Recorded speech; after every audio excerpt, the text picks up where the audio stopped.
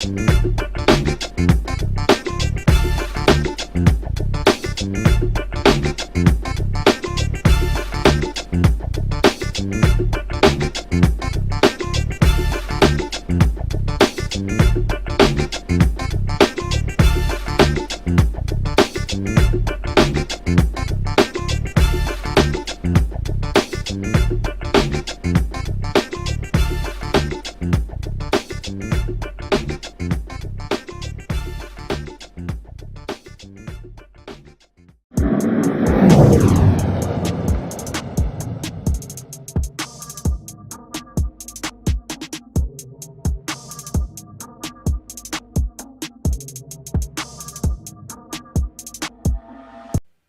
right, folks, Roland Martin here with Roland Martin Unfiltered. Just a few moments ago, guilty verdict, all three charges. Derek Chauvin, guilty in the murder of George Floyd.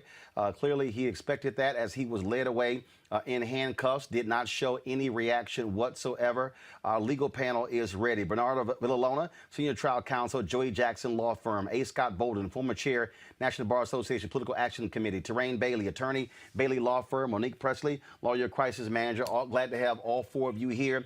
Let's get right into it. Scott Bolden, any surprise, any shock with this? Clearly, Derek Chauvin expected that. You saw his reaction, pretty much no reaction, even as he was handcuffed and led away.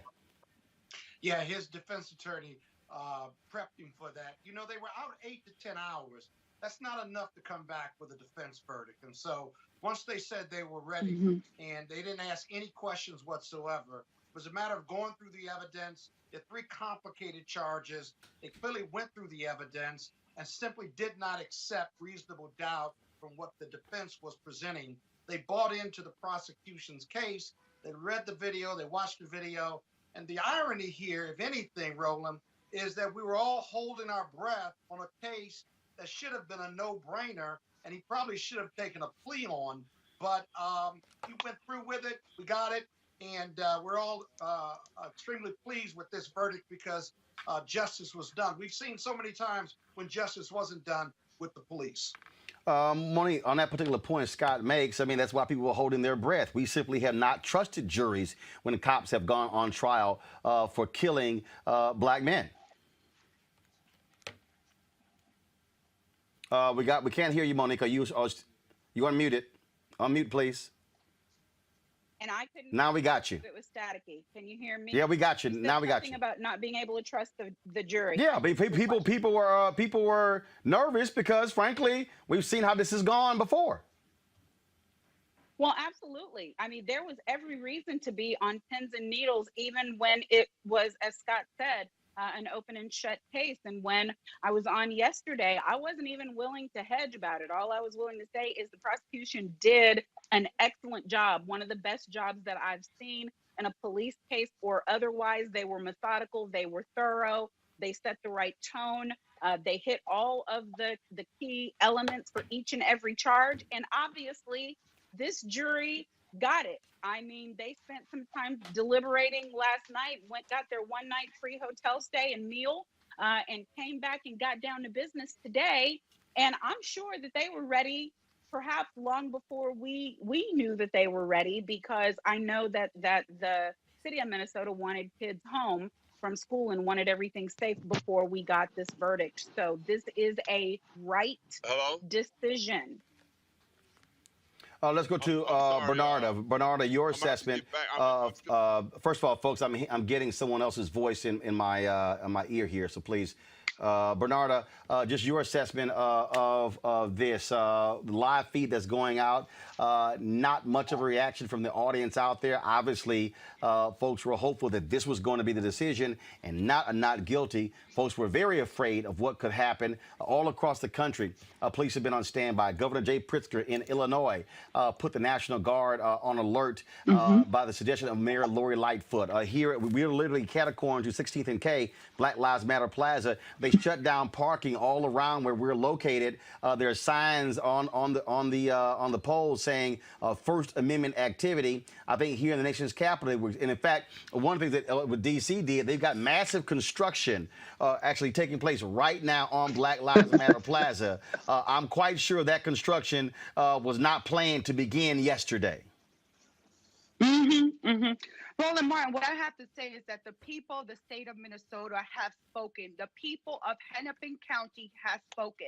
Now the world has heard from a jury of 12, a jury of Derek Chauvin's peer, a jury from Hennepin County, that what you are, Derek Chauvin, is guilty. Guilty on all charges.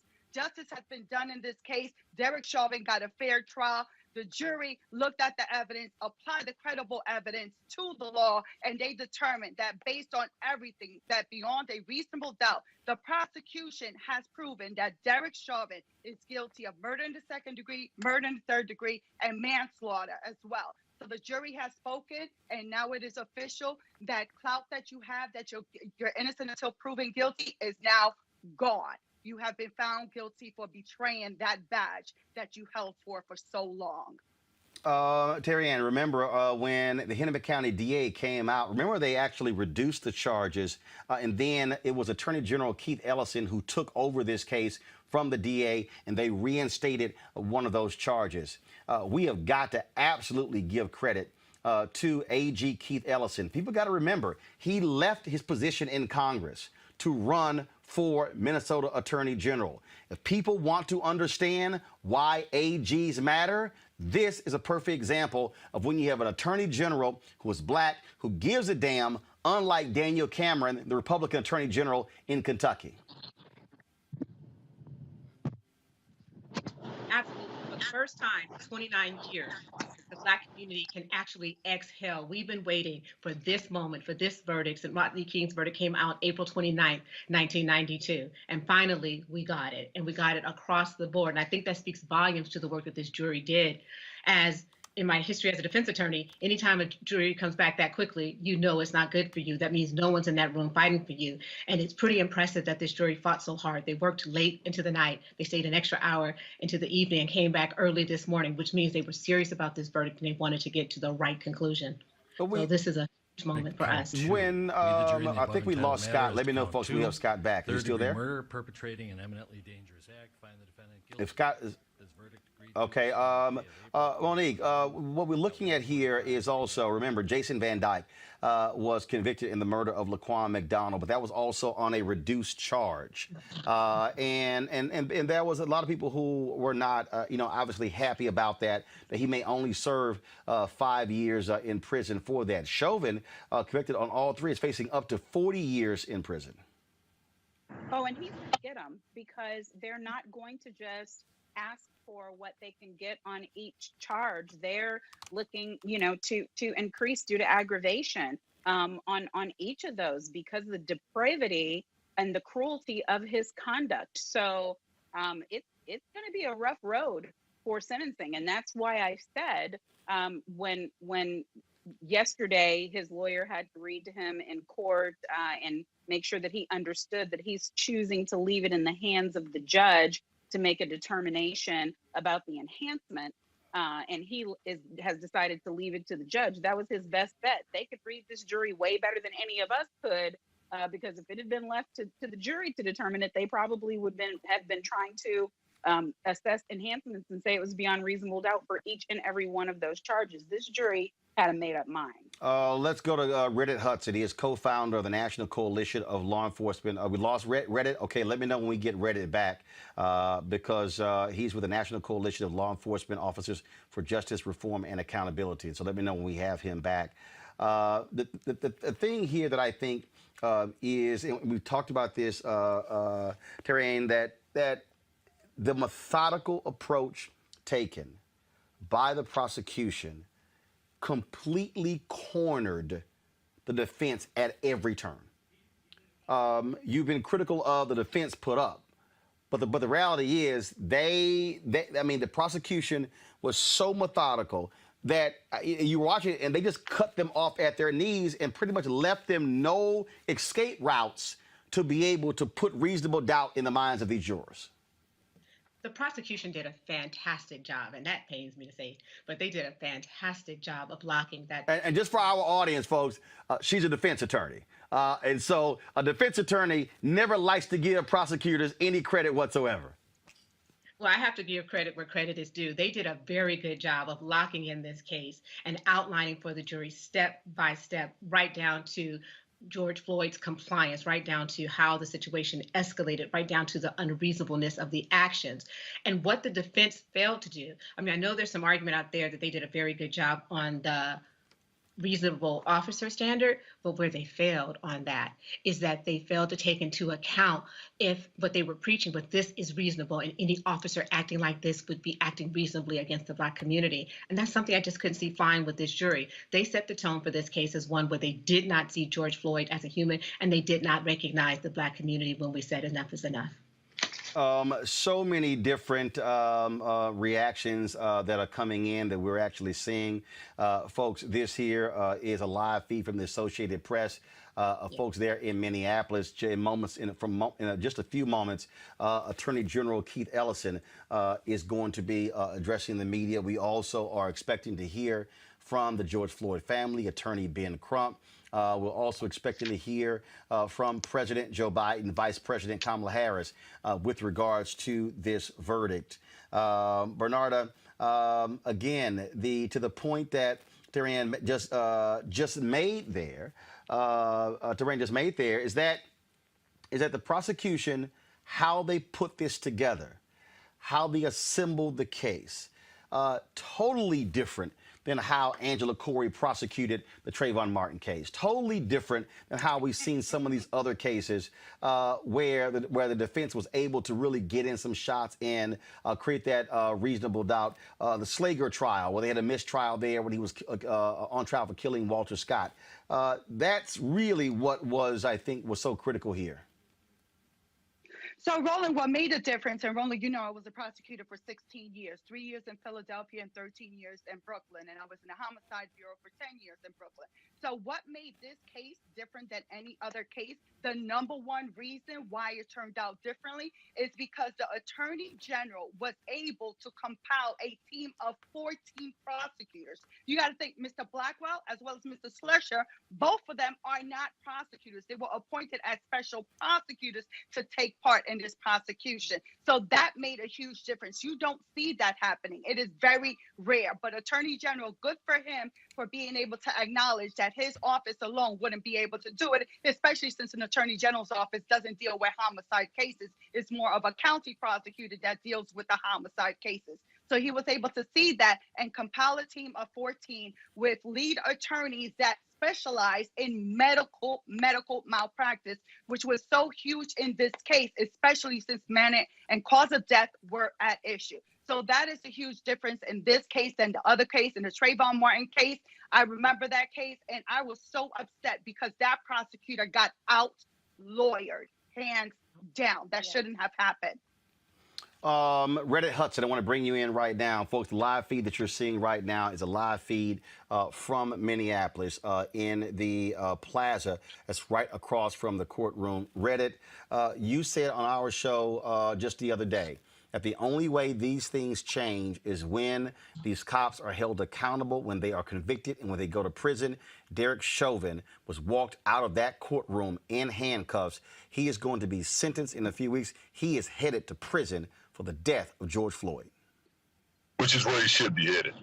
And Godspeed to him. I hope they get him there yesterday. And I hope he spends the rest of his natural life behind bars for the murder he committed in front of us. And yes, that is the best training that you can offer to police officers that remain on the Minneapolis Police Department, is the sentencing, the conviction and sentencing of Derek Chauvin for the murder of George Floyd will be an excellent training tool for officers who remain on that department, that you can't take human life in a depraved and sadistic fashion that Derek Chauvin did and expect that you're going to walk. Consistency now is the thing. I think that we can all feel good that this verdict was reached, but the work still continues, as you know. We have to look at the systems that have police in positions to make these kinds of choices around the country. This is a rare guilty verdict. Many times officers walk. So we have to continue to do the work of breaking down the systemic racism that's at the foundation of our criminal justice apparatus nationwide, whether you're talking about the police or the courts, and continue to call for accountability for those officers who violate our human rights and civil liberties like Derek Chauvin. I'm glad to see him go.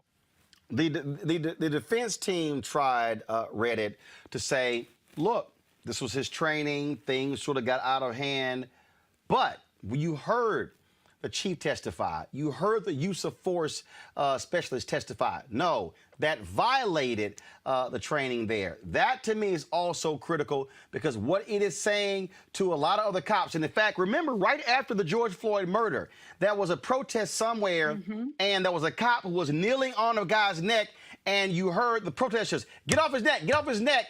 And another cop hit his knee and said, move your knee. That is a result of stuff like this. And the power that rests in officers holding each other accountable, particularly, as we've said 100 times on this show, Roland, officers that come from marginalized communities, from Black communities, from LGBTQ communities, from Native communities. Man, if you come from that community and you are now empowered to serve alongside of officers who are abusing the people in the community you serve, you are empowered to hold them accountable and recreate and remake that culture. And we're starting to see that across the country. I'm seeing more and more voices emerge, Black officers in particular, calling for a remake of police culture and addressing the racism in it directly. It has to happen, and we have the power to make that happen. When you're a current officer or a former officer, you can do that, and it's our responsibility to get that done. In fact, Reddit, just the other day, I saw it in response to the Dante Wright murder. A white cop put a video out explaining how you confusing a taser with a gun. So, I mean, and this guy went on. I was like, yo, I want to see good cops. He was like, strong over here, weak over here. I mean, he was indignant as a result of that. I saw that, and he should have been. Because that officer's excuse is ridiculous, man. She's a 26-year veteran. She's a training officer. How did she confuse a weapon that she retrieved from her weak side and pointed and aimed it for several seconds before she fired it? If you remember the video, she's trying to avoid hitting the officer who, for a moment, obscured her target, and then she pulls the trigger. That officer was absolutely right, and that's the weight and power of the voices of people in law enforcement calling for accountability and holding each other accountable. But we have a lot of systemic work to do, Roland. You know, this is one verdict, but we've seen nationally for generations the systemic racism that is at the foundation of police culture is the thing that has to be addressed. And we have to look at how we do public safety, period, now. Defund is still on the table, whatever that means to different people. I think it be allocating resources to areas in our community that will better help us provide public safety, jobs, income, healthcare, mental health care, especially education, all of the things that have been systemically defunded already and intentionally need to be refunded. And we need to look at how we do public safety, period. But Derek Chauvin is a prime example of someone who fully expected that he was going to casually murder a man and walk. Now he's taking his ignorant ass to prison where he belongs. Reddit Hudson, I certainly appreciate it. Thanks a lot. We are going to, I know you're there in the car. We're going to try to pull you in later with some law enforcement experts. And so we'll hit you back in just a second. I want to go back to my legal panel there. And Terrain, Monique, and Bernardo, the thing that I can't help but reflect on is watching that video of Derek Chauvin, hands in his pocket, kneeling, that the man is yelling, "I can't breathe." And the arrogance of, I'm gonna keep my hands in my pocket. The indifference. And Monique made this point yesterday, and Terrain, I want you to speak to this. The defense kept playing it over and over and over. It was like, Thank you. Y'all are reinforcing. I appreciate that defense. They played that video over and over again to no benefit to their side. And you have to wonder, what did you think you were going to get? Were you taking this arrogant position like, yeah, he did it, and it was reasonable? And if you think about it, if you listen to that closing argument yesterday, there were so many dog whistles in it. That defense attorney talked about the reasonableness of that officer going into an urban community, addressing a large Black man who was still on scene. There were so many dog, that closing was laden with so many dog whistles. And then he wants to say this is reasonable. When you look at the totality of the circumstances under the use of force doctrine, that this was reasonable. He was telling every officer, it is okay. It is okay to abuse and to savagely just lay your knee into a man's neck until you take the life out of him. I couldn't understand why he kept showing that video and just proving the prosecution's case. Monique. Well, and look at the arrogance in that. So I've, as just, I have defended as a criminal defense attorney, starting out indigent defendants and then defendants who weren't indigent. But I also, for 11 years in civil courts, defended a municipality, including police department.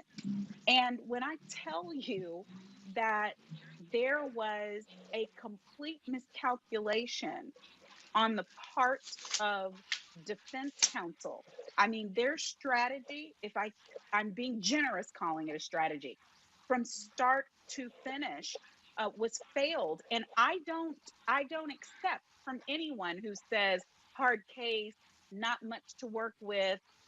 What the hell did you go to law school for?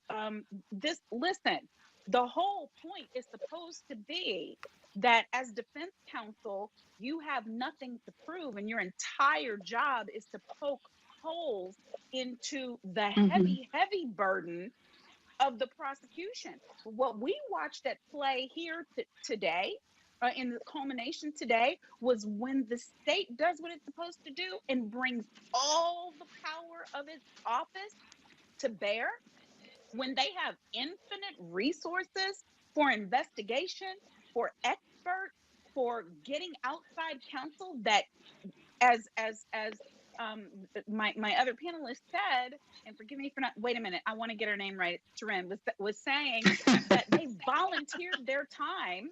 No, because you can't do your sisters like that. We just can't remember their names. That's not right.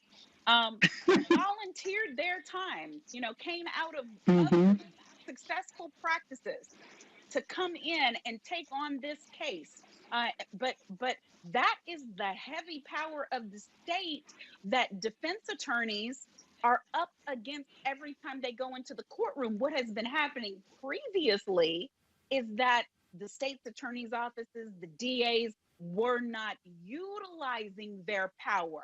They weren't wielding their power appropriately. They dropped a hammer and 3 extra hammers this time.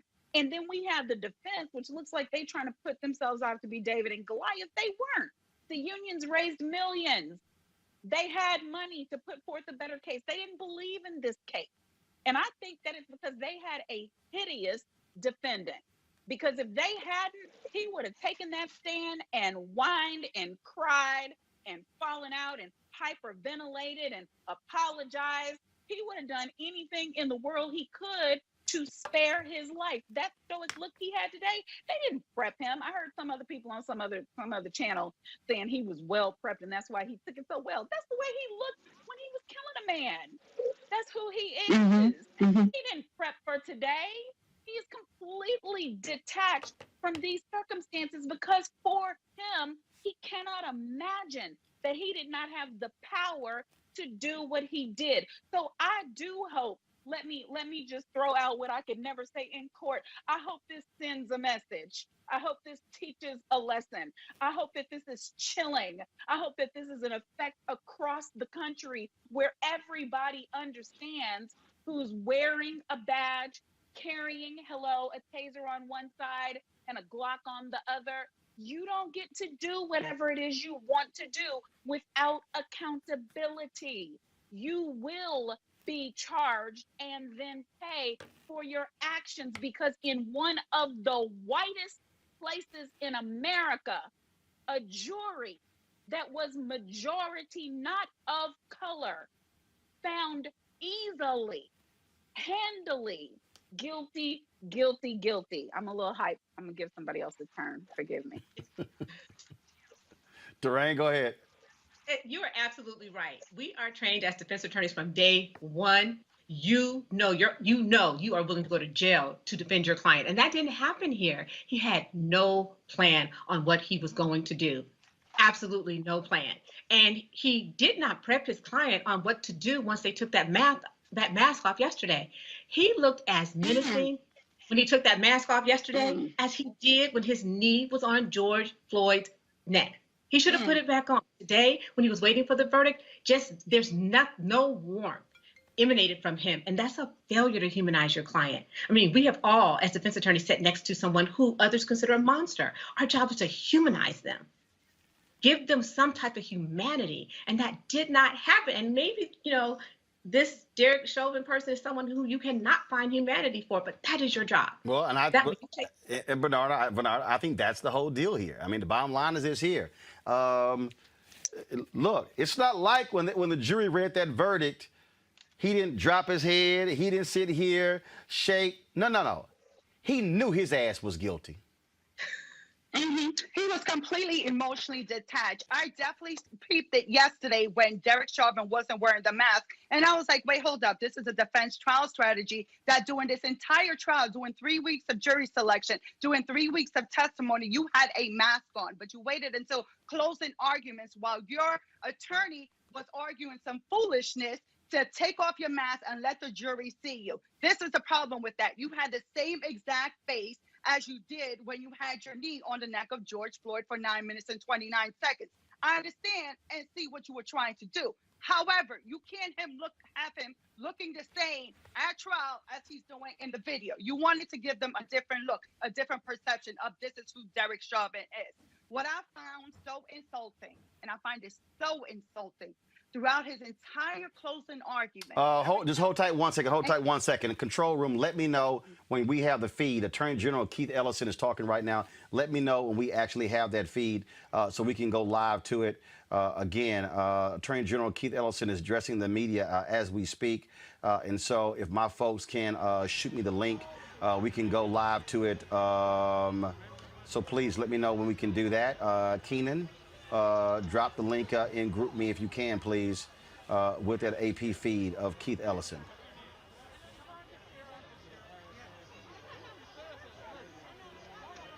So this feed here is outside, but Keith Ellison is actually, I'm watching another feed. So if y'all can get me that other feed of Ellison speaking, I greatly appreciate it.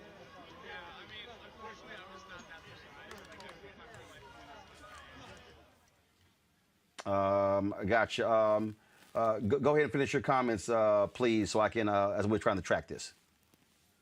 So, Roland, what I found so insulting and disrespecting is that Eric Nelson, during his entire trial, kept on putting it on that Derek Chauvin was scared and distracted based on the bystanders, on less than 15 people that were bystanders, of a 9-year-old, a kid that was a bystander.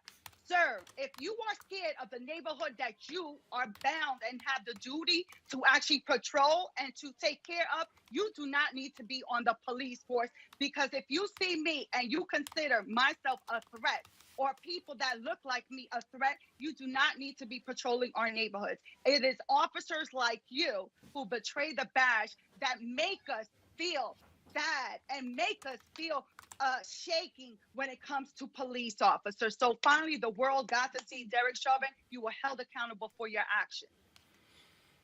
Indeed. Again, let's see here. I think we have the link now. Let's see here. All right, folks, let's go to Keith Ellison, Attorney General of Minnesota. Go. For that he had people in his life who loved him. They stopped and raised their voices, and they even challenged authority because they saw his humanity. They stopped and they raised their voices because they knew that what they were seeing was wrong. Hey, I need that lower third change. Professionals breaking news. Experts in the use of force. They knew it was wrong, and they were right. These community members, this bouquet of humanity, did it again in this trial. They performed simple yet profound acts of courage. They told the truth, and they told the whole world the truth about what they saw. They were vindicated by the chief of police, by Minneapolis' longest-serving police officer, and by many other police officers who stepped up and testified as to what they saw and to what they knew. What happened on that street was wrong. We owe it, and we owe our gratitude to fulfilling we owe them our gratitude for fulfilling their civic duty and for their courage in telling the truth. To countless people in Minnesota and across the United States who joined them in peacefully demanding justice for George Floyd, we say, all of us, thank you.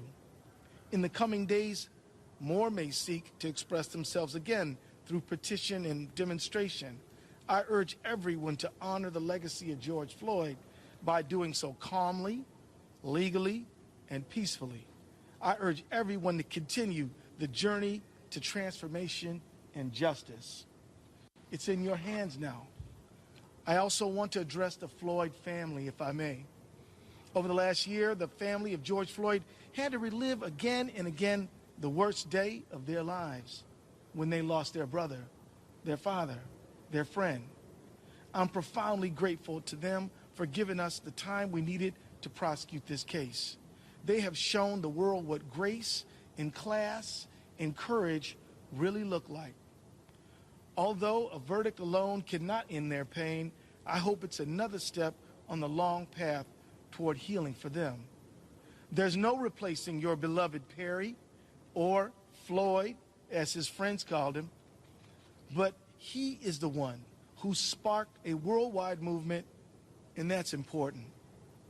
We owe our thanks to the men and women of the jury who gave many hours of their time and attention to carefully listening to the evidence, weighing the facts, rendering a verdict. They are regular people from all walks of life, a lot like that bouquet of humanity on that corner on May 25th and in that courtroom.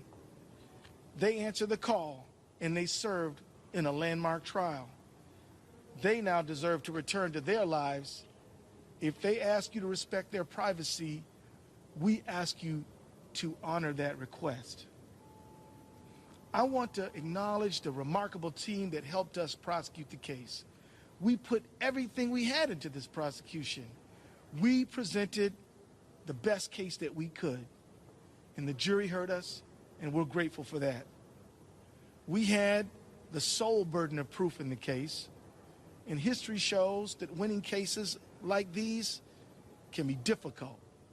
I'm proud of every hour, every minute, and every ounce of effort we put in this case. And let me tell you, we spent many hours working on this case, did we not? We, week after week, committee meeting after committee meeting, this team never let up and it never quit. We fought every day, and we did it together. The Attorney General's office together with the Hennepin County Attorney's office. Thank you, sir. And we did it together. I'm deeply grateful to everyone who worked on the case. Most of these folks will tell you it's a bad idea to put together a team of all Michael Jordans. Nobody would want to pass the ball. This team, that was their true strength, is sharing the load, passing the ball, understanding that all of us together are smarter than any one of us alone. And that worked. Although the verdict has been rendered, this is not the end. In the coming weeks, the court will determine sentencing, and later this summer, we expect to present another case. We will not be talking about that. This verdict reminds us how hard it is to make enduring change. And I just want to finish by sharing some important historical legacy, if you allow me. In 1968, the Kerner Commission was formed to investigate the causes of uprisings across major American cities. And a man named Dr. Kenneth Clark, a famous African-American psychologist who, along with his equally accomplished psychologist wife, Mamie, contributed to compelling research in the Brown versus Board of Education case. And Dr. Clark testified at the Kerner Commission. And I want to quote you what he said. I read that report, the one in the 1919 riot in Chicago, and it was as if I were reading the report of investigating the committee of the Harlem riot in 1935, the report on investigating the Harlem riot in 1943, and the report of the McCone Commission on the Watts riot. I must say again in candor to you, the members of this commission, it's like a kind of an Alice in Wonderland with the same moving picture reshown over and over again, the same analysis, the same recommendation, and the same inaction. Those are the words of Dr. Clark in 1968. Here we are in 2020, 2021. Here we are in 2021, still addressing the same problem. Since Dr. Clark testified, we have seen Rodney King, Abner Louima, Oscar Grant, Eric Garner, Michael Brown, Freddie Gray, Sandra Bland, Philando Castile, Laquan McDonald, Stephon Clark, Atiana Jefferson, Anton Black, Breonna Taylor, and now Dante Wright and Adam Toledo. This has to end. We need true justice. Hey, folks, go to my computer, please. This is a live stream that's coming from Ben Crump's cell phone. Here he is with the George Floyd family. You see him standing to the far left, Reverend Al Sharpton. I know Reverend Jesse Jackson Sr. was with them, as well as Pastor Jamal Bryant and others. And so while Keith Ellison is talking again, this is right now from the Instagram live feed of attorney Ben Crump. As he is embracing members of George Floyd's family. You see those are relatives there. In a moment, you're going to see one of George Floyd's brothers. If y'all can give me the split screen, please, so we can still see Keith Ellison speaking and still see attorney Ben Crump here. And while we're pulling that up to listen to the rest of what Keith Ellison has to say, the Attorney General, Monique, this is the thing that I have constantly talked about here. That's Mark Morial, of course, CEO of the National Urban League. That people don't quite understand. There's always a lot of times people are critical. I believe that's him hugging one of George Floyd's relatives there. Monique, people are all, you get this all the time. You've done work with Ben Crump, and people are always saying Ben Crump keeps losing cases. Well, he doesn't prosecute cases. He represents the family, but the work that attorneys like Ben Crump, that's my son, you see right there. I see Linda Sarsour, who's standing right next to Ben Crump, hugging him right now. And so they're all in that area right there embracing. Monique, speak to that. The role of, and to the control room, do me a favor. I need y'all to get my son or Linda Sarsour on the phone as well. The thing that people don't quite understand, Monique, the work that attorneys like Ben Crump, the work that they have with families to keep them focused, to keep them locked on the case, all of that plays a role in how these trials play out. Yeah, they do. Ooh, Lord. Reverend Jesse Jackson Sr. All right, y'all see Reverend Jesse Jackson Sr. is in Omega. So he's, I keep telling him about that, but Ben Crump is also in Omega. So that's why you see that going on. Monique, go ahead. So, I mean, I'm looking in that room and I'm seeing people who I know, who I've marched with in the Floyd family. We were just in Houston last week with George Floyd's sister, accepting a gift from a rock band that she and George love. And we were there at a church, and then I've seen the Floyd family use their foundation. Monique, hold tight 1 second. Hold on. Can we get the audio feed from the Instagram? Are you guys hearing that? Put an end to racism. We can end it. It doesn't. Okay, have to be with us. I'm still hearing Into the Keith Ellison future. speaking. We just- Actually, Monique, hold 1 second. Let's go back to Keith Ellison, let's go back to Keith Ellison, but to the control room. I want a split screen of Ellison speaking and the feed from Ben Crump's Instagram page. Even one like this one that creates, even one like this one can create a powerful new opening to shed old practices and reset relationships. So with that, I just want to say that I do hope that people step forward and understand that nobody can do everything, but everybody can do something. Yeah. You can do something the way like everyday people like Donald Williams and Genevieve Hansen and Christopher Martin and Charles McMillan and all those teenagers and young people stepped up and did something. You can do things like help pass the George Floyd Justice and Accountability Act. It's in your hands.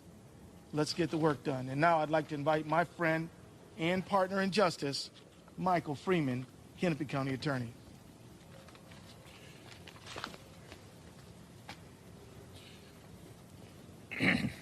Thank you, Mr. Attorney General.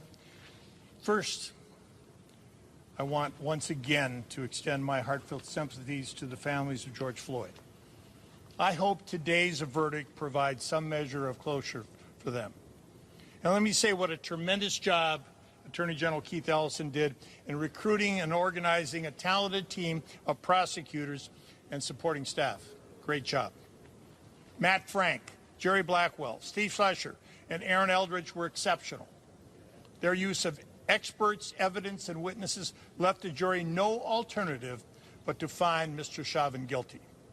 We and the people of Minnesota should rightly be proud of these four and your entire staff of volunteers and assistant attorney generals and the jobs they did over the last 7 weeks. I'm also proud from the moment that the Hennepin County Attorney's Office charged Derek Chauvin with murder and manslaughter 4 days after George Floyd's murder, our team worked long hours side by side with the Attorney General's team. Managing Attorney Gene Burdorf did legal analysis and writing. Assistant Hennepin County Attorney Joshua Larson did witness prep and strategy development. And Vernona Boswell, manager of our Victim Services Division, has been in direct contact for nearly a year now with the family of George Floyd. Victim and witness advocates Jessica Immerman and Keith Johnson managed all the witnesses, civilian and professional. My two deputies, Lolita Ioa and Andy Lefevre, and I supplied strategic advice and coordination to this talented team 24/7. These guilty verdicts against Mr. Chauvin cannot be the end of the conversation about officer killings of civilians. We need to prevent these killings in the first place. The Minnesota legislature, as it moves into the final 3 weeks of the session, must pass a number of bills that will make policing fairer and safer for all, but especially for black men and women and other people of color. I've been lobbying legislators to pass these critical bills. If they fail, then it will be time once again to have a statewide task force to hold hearings and come up with model legislation intending to put an end to these deaths. I am prepared to be part of that fight. Again, Keith, great job. Thank you, Mike. And now I'd like to ask the trial lawyers to share some thoughts if they have any. But before I do that, I'd like to myself thank a number of people, and I'm just going to start by, why don't we just have our trial lawyers come forward, and then we'll thank our whole team. So, Jerry, Steve, which one of y'all want to do it? Matt, where'd Matt go? Thank you, Attorney General Ellison. And when I say thank you to Attorney General Ellison, I want to thank you for calling me and calling me back into public service, which is something that I was able to do as a federal prosecutor, as a state prosecutor, as an assistant county attorney in the United States Army.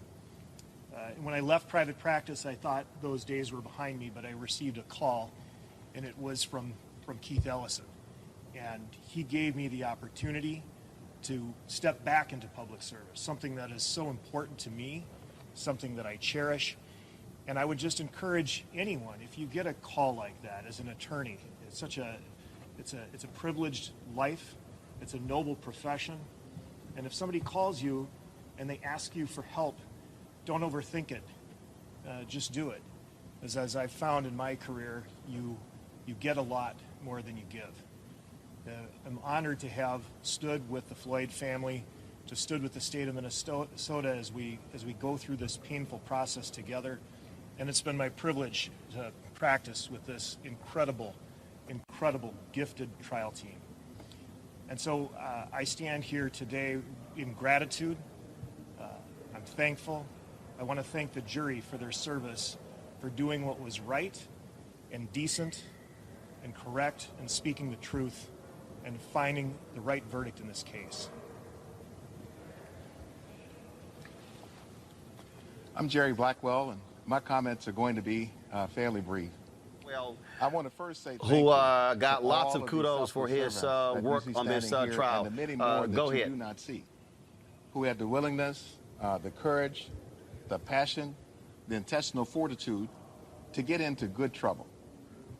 They stepped into the light and they shined.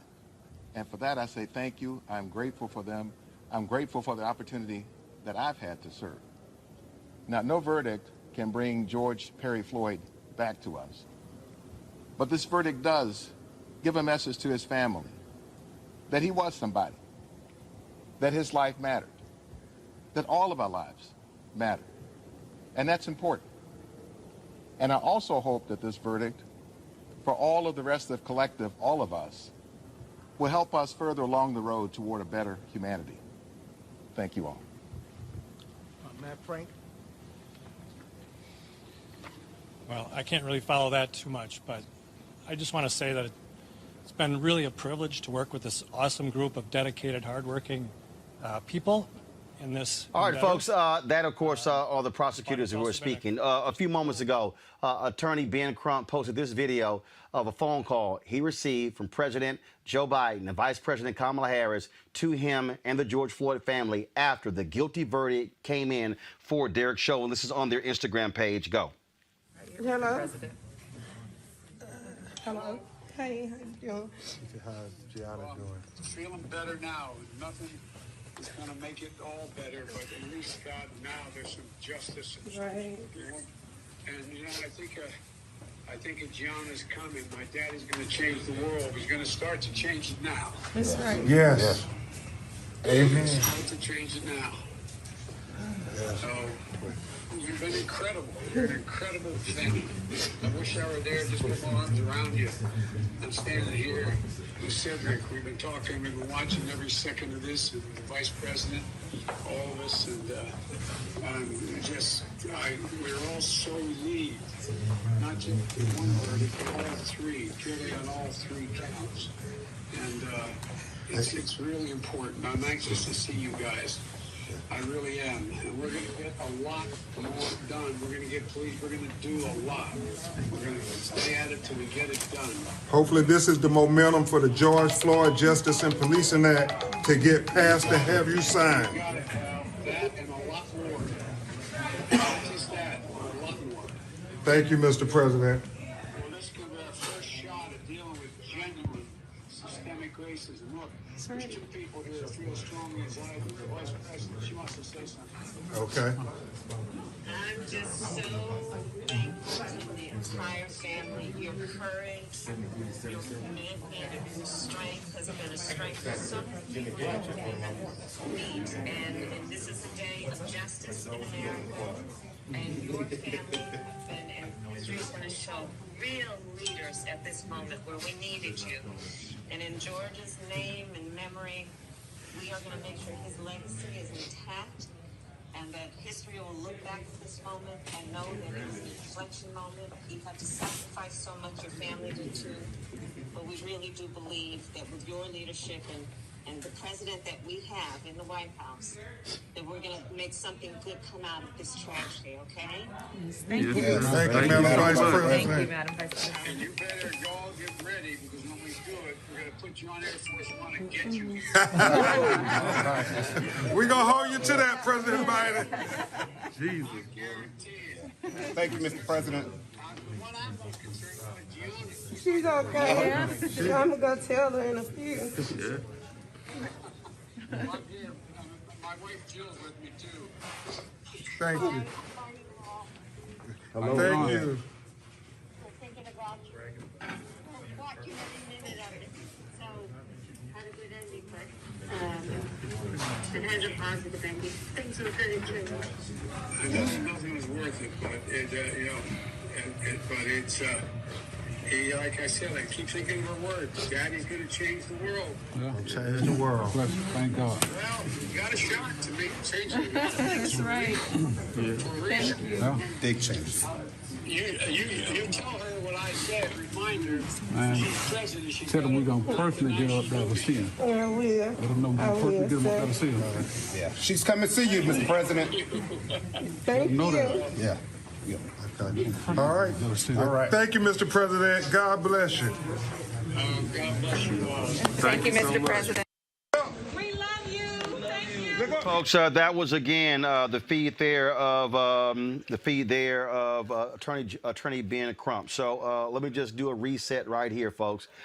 It was a little more than an hour ago, about an hour ago, when the jury in Minneapolis returned a guilty verdict for Derek Chauvin on all 3 charges. First and second-degree manslaughter, faces up to 10 years, a $20,000 fine. Second-degree murder, average of 12.5 years up to 40 years. Third-degree murder, average 12.5 years up to 25 years. That was, we were just playing for you there, the response when President Joe Biden and Vice President Kamala Harris called Attorney Ben Crump and the family.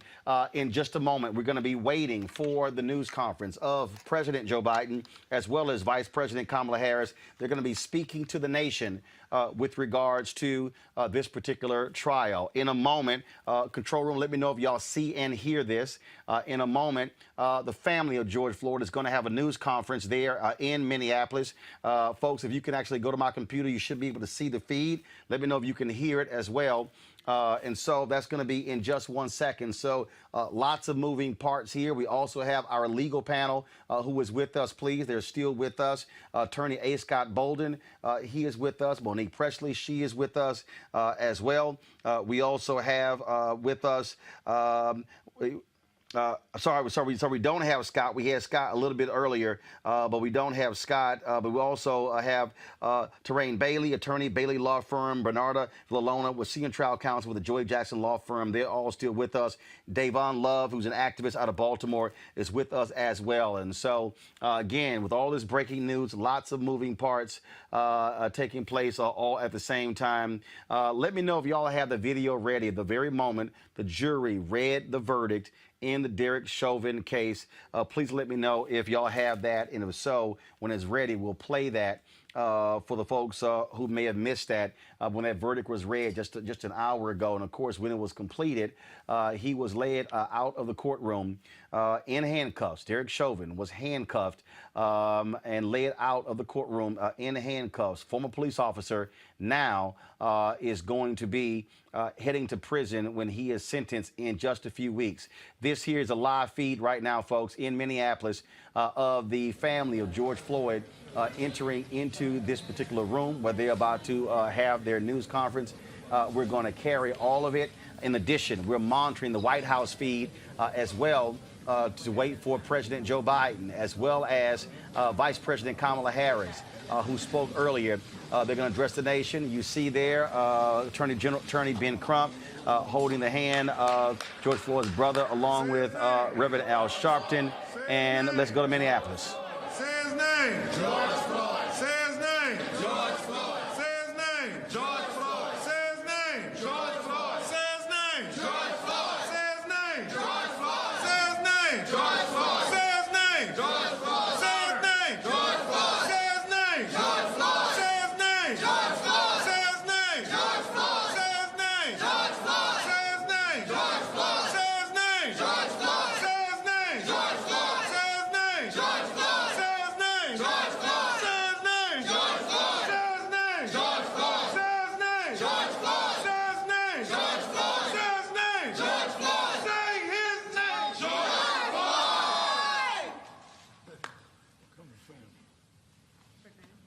Before we say anything, we're going to have a prayer. When we first came to Minneapolis and went to the site, when Ben Crump called, we remembered how Eric Garner said, "I can't breathe," 11 times. His mother came with us to the site.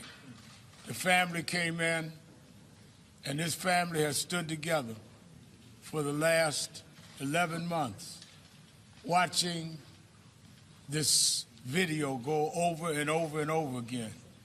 This family stood with pain, suffering, and not knowing what the future held, because so many families went and got nothing.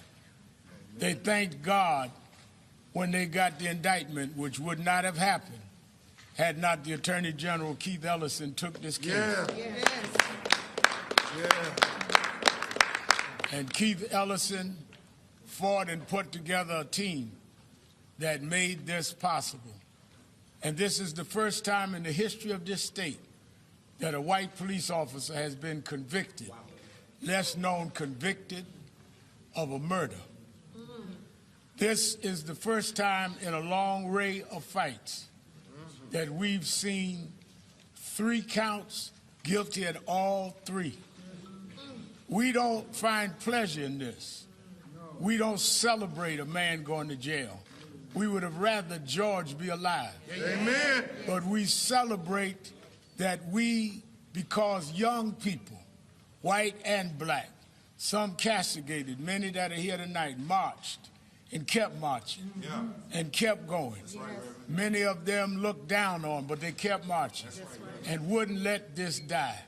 And this is an assurance to them that if we don't give up, that we can win some rounds. But the war and the fight is not over. Just 2 days from now, we're going to have to deal with the funeral of Daunte Wright in this same county, the same area. We still have cases to fight, but this gives us the energy to fight on. And we are determined that we're going to fight until we make federal law the George Floyd Justice in Policing Act must be law. We want to thank all that were involved, especially the Attorney General and the Governor and others. We want to thank President Biden, who the first time he came out of his house during the campaign, he flew to Houston and met with the family and Attorney Crump and I. And he sat there, and I will never forget, he said to George's daughter that I heard you say your father is going to change the world. Well, we can now tell George's daughter she was right. Her father has begun the changing of the world for real. But before we do anything, we first want to pray and thank God, because somehow God made a way. He had mercy. We believe in a God that can even get through the cracks in a jury room and bring conscience and bring truth. And that jury, we want to thank them for letting God give them the strength wherever they are tonight. We want them to know we broke down in tears when we heard the verdict. We had to hold each other and hug in tears because too many nights we've cried. Many of us for decades spent nights in jail. But today we can wipe our tears away and fight on for another day. There's sunlight. We're going to keep going till we bring it for the Eric Gardners and the Breonna Taylors, whose boyfriend is here tonight. Kenny Walker. Sean Bell. So many that did not get this night. This night is for them. Let us pray. Let's lock arms and pray like we can, folks. Where? Come on, Brandon. Where's Filoni? Right there. Come on. Yeah, come on. You and Rodney, come up front. You know you's hiding now. Please down, I gotta please down. Brother Chris, get next to the Attorney General there. Let's pray. Dear God, we thank you for giving us the strength to stand together. Sometimes we would question each other. Sometimes we say this is just going to be a waste of time. But somehow you touch us in the midnight hours and teach us to hold on. And that if we would be faithful over a few things, you'd give us the victory over many. We thank you because we know it was not any doing of ours, but your loving kindness and your tender mercy that made tonight possible. Bless those that worked, that made this prosecution something they couldn't deny. Bless those policemen that got on the stand and testified against another policeman. Bless the jury that listened to the evidence and didn't listen to those that may criticize them for doing this. Bless the prosecutor, Keith Ellison, and his staff that did their job, even though they didn't know what the outcome would be. Bless Ben Crump in a special way, that worked tirelessly, that jumped on planes and left his family to make sure that justice would rain down. Thank you for all of the civil and human rights leaders that stood up. And we thank you for the nameless grandmas and grandpas that would get on their knees and ask you to give us a victory this time. And Lord, as we give you the thanks and give you the praise, let George know that his name is going down in history. They may have put their knee on his neck, but he will now be a figure that we will take the knees off our necks now, and we give you the praise. Thank you. And God, we give you the glory. These blessings we ask in your name. Amen. Amen. Amen.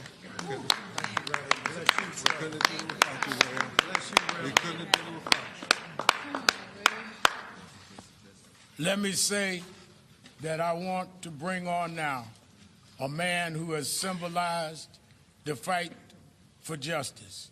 He didn't seek the role, but he rose to the occasion. America, for many years, didn't have someone to stand for us. The last 4 years, we didn't have an Attorney General's office that would even hear our cry. But we had been raised to believe that God always has a ram in the bush. And God has a way of taking the most humble of people and raising them up. We had an Attorney General in Black America that has represented these cases with the acumen and skill of one that was raised in the South but came to claim this nation in a new direction. I bring you the Attorney General for Black America, Ben Crump. Yeah. I love it. Thank you, Reverend Al Sharpton, not only for your mentorship, not only for being a great civil rights leader, but for being a moral authority, especially making sure no matter what happened, that we always maintained the moral high ground, knowing that we were on the right side of history as we fought for justice for George Perry Floyd Jr. Say his name. George Floyd. I am but a member of a great team of very talented attorneys. And I'm going to acknowledge there, we got the Omegas and the Kappas, Reverend Jackson. That's right. And the Alphas in it. That's right. I want to acknowledge these great group of lawyers and then the family members. 2 or 3 of the lawyers will address you. And then at that time, we will hear from the family members before we take any of your questions. I want to acknowledge a great lawyer from Chicago, Illinois, one of the best I've ever had a chance to work with, Attorney Tony Romanucci. Yes. I want to recognize my partner on the front line in this case, one of the best lawyers at Ben Onum. He hails from Atlanta, Georgia, Attorney Chris Stewart. Yeah. His law partner, Attorney Justin Miller. Attorney Madeline Simmons. great Minnesota lawyers. Attorney Jeff Storms. Raise your hand, Jeff. Attorney Michelle Godot. And who else we got here? Anybody else? Hey, we have Attorney Scott Masterson, who's not present. Attorney Bhavani. I said Michelle. We got Michelle. All right. And just a great group of lawyers. And I want to let you know who we have present here with the family here in Minneapolis for this historic day. We have George Floyd's brothers. We have Philonise Floyd. We have Rodney Floyd. We have Brandon Williams, who's George Floyd's nephew, but was more like a son to him. They call him Woo back in the 3rd Ward. Woo, woo, woo, woo, woo, woo, woo. We have Keita Floyd, Philonice's wife. We have, where Terrence at? Terrence, New York, where you at? We got Terrence Floyd. His sisters who are not with us, but we should absolutely acknowledge Bridget Floyd, who hails from North Carolina, his sisters LaTanya and Jaja, who hail from Houston, Texas. We have his cousins, Sharita McGee, Tidra McGee, and Tara Brown. And we have the mother of his daughter, Gianni Floyd. We have Roxy Washington, and we have Gianna.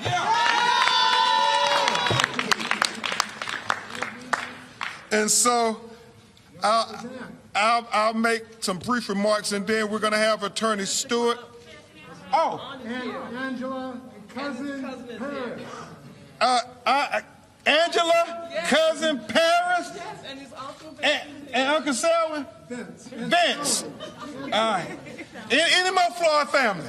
I know it's a big crew. AD. AD, the man he came to Minneapolis with. And Adara. So I'll make some brief remarks, and then we're going to have Attorney Stewart and Attorney Ramanucci make some brief remarks, and then we're going to hear from this family, and we're going to try to leave here today knowing that America is a better country. Yes, yes, yes. America, let's pause for a moment to proclaim this historical moment, not just for the legacy of George Floyd, but for the legacy of America. The legacy of trying to make America for all Americans, so that George Floyd's victory and America's quest for equal justice under the law would be intertwined. America, let's frame this moment as a moment where we finally are getting close to living up to our Declaration of Independence, that we hold these truths to be self-evident, that all men are created equally, that they're endowed by their Creator with certain inalienable rights, that amongst them are life and liberty and the pursuit of happiness. Well, America, that means all of us. That means black people. That means Hispanic people. That means Native people. That means Asian people. That means all of us, America. We frame this moment for all of us, not just for George Floyd. This is a victory for those who champion humanity over inhumanity, those who champion justice over injustice, those who champion morals over immorality. America, let's lean into this moment, and let's make sure, Reverend Al, that this moment will be documented for our children yet unborn as they continue on the journey to justice, knowing that the blood of George Floyd will give them a trail to find a way to a better America, a more just America, where Breonna Taylor gets an opportunity to sleep in peace at night without the police busting in her front door. A more just America where Ahmaud Arbery gets to run free and not be lynched for jogging while black. A more just America where Jacob Blake and Anthony McLean and Walter Scott and Laquan McDonald and all these other black men, Terrence Crutcher, who was shot in the back while running away like Dante Wright was just a week ago, because for some reason, black men running away from the police is more dangerous than young white men who commit mass murders and walk towards the police with an assault weapon, Reverend Bryant, like Kyle Rittenhouse in Kenosha, Wisconsin. Wow. America, let this be the precedent. Yes. Let this be the precedent where we live up to the high ideals and the promises when we say liberty and justice for all. Those sun-kissed children are included in all.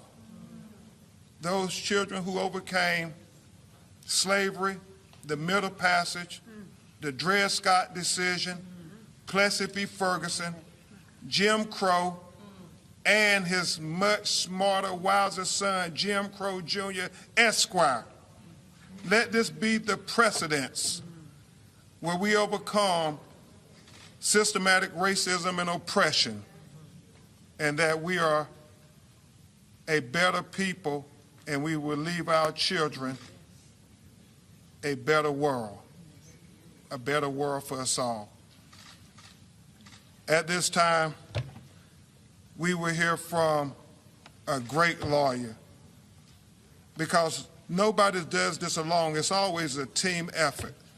And we have the lawyers, the preachers, the civil rights leaders, the education leaders, the activists. Let's give a big round of applause for the activists. Yeah, that's right. The people who stayed in the streets. That's right. The people who came nationally, but more importantly, the people who were here locally, who were standing up for George Floyd on 38th and Chicago Avenue, day in and day out. Silky, the people who wouldn't go home, wouldn't stay quiet. Reverend Jackson, the people who followed y'all example. Don't forget about the witness. Donald Williams. Donald Williams. Donald supposed to be here. Donald. Yeah. So, we love you, Donna. Without further ado, my brother, Attorney Chris Stewart. And Tony, you coming up next? Come on.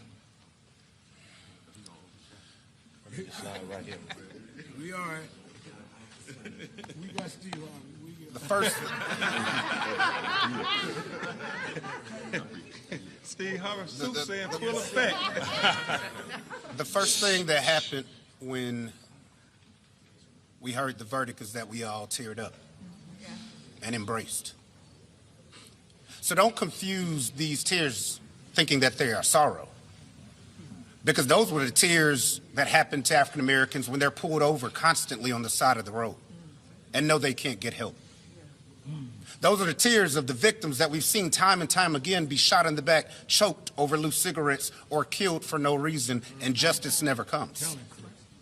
Those are the tears that someone will weep tomorrow when they are taken advantage of in an interaction with law enforcement. But today the tears are pure joy. Yes. Pure joy and pure shock, because days like this don't happen. The whole world should not have to rally to get justice for one man. Yes. Wow. But that's what happened. Amen. Wow. This wasn't a city case. This wasn't one family's case. This was the entire world's case. And justice finally came. Yes. But it shouldn't have to be so hard to attain this level of justice in cases like this when we can see with our own eyes the only difference is the color of skin. And that's the change that we all want. That's not a change that's outrageous. Yes, law enforcement have a dangerous job. They have to carry a spear and a sword and a shield. But all too often, African Americans only get the spear or the sword. Wow. We need more of the shield. Yeah. Amen.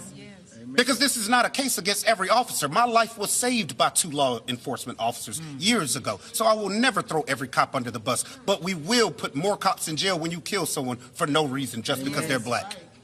Amen. And we can find a unifying purpose between law enforcement and the African American community by changes, starting with the George Floyd Justice and Policing Act. Amen. A beautifully written bill that will help protect the community and solve policing. And the main question is, will we let politics divide us? Because that's what happens. Republican or Democrat, you're going to stick to your side. Unify, as Ben has been saying, as Rev has been saying, and get this bill passed and save people so that you don't have to board up your own cities for situations like this. And if not, we'll see you next time when it's time to vote. Amen. You've seen what's happened across this country. Say it. And we shouldn't have to be so happy when we finally get one. But we are in celebration for Gianna, for Roxy, who has stood strong this entire time, for the brothers and sisters, for the activists like Tamika and everybody out here, for this entire group. And it wouldn't have happened without every single one of y'all, white or black, people out there praying for this family, getting love and support. And we love all of you all. Let this be a changing point in America for policing in a positive way, and let's unify. Thank you, my brother. Love you, man. Attorney Tony Romanucci from Chicago, Illinois. Good afternoon, everybody. As Ben said, my name is Tony Romanucci. I'm smiling here today, not for myself, but really for the entire country and for the world that's watching. I know that on behalf of the family and for everyone who's here today, that we stand here before you feeling a tremendous amount of joy and eternal hope. For me, 36 years ago, I was a young public defender in Cook County. Reverend Jackson, I know you know that place very well. And that's where I was introduced to the marginalization of black and brown people. And for now, this is the 36th year I've seen it come through. I really feel that this country has turned a corner. But I'm going to tell you, it was a tough corner to turn, and it couldn't have been done. And I'm going to reach out to you all, the press, for spreading the message, for the strength and wisdom of Ben Crump. That's right. To you, Reverend Al Sharpton, Reverend Jackson, the attorneys, Chris, Justin, Madeline, Jeff, Michelle, Lavani, Nicolette, Ian, all the teams in all the cities in this country, the Attorney General and their magnificent prosecution team. They did it, right? Yes, they did. They tied up every loose thread for that jury. They let them follow it right through. They showed them how to prosecute and how to convict. And we are so grateful. But make no mistake, we are not done. The George Floyd Policing and Reform Act must pass the Senate. Yes. Amen. We now know that today, police can and will be held accountable for needless death. This death never should have happened. George should have been alive somewhere with his daughter Gianna playing on a playground. Amen. That's right. From now on, everyone's on notice that police will be held accountable, but we will be held accountable too. This whole country should be held accountable, but police especially. I am so thankful to all of you. I am hopeful for a greater America, for a great vote of confidence. I will tell you that Speaker Pelosi called us not once today, but twice. Our Speaker is a great leader. She is somebody that wants to see this through. We have a great president who wants to see this through. We have one little hiccup in between. Let's get this past the Senate, Let's get justice in America once and for all and forever. One last comment. I met a young lady yesterday. Her name was Lamaya. She said one thing to me that I promised her that I would repeat today. Lamaya is not part of the Floyd family, but she is part of the Wright family. And she said one thing, and I promised her I would say it today. We are all God's children. Yes. Thank you, Lamaya. Thank you, Tony. And I know Speaker Pelosi called. We need to acknowledge. These are all, of course, this is the news conference taking place right now. I just want to give you an update on that again of Attorney Ben Crump of the George Floyd family.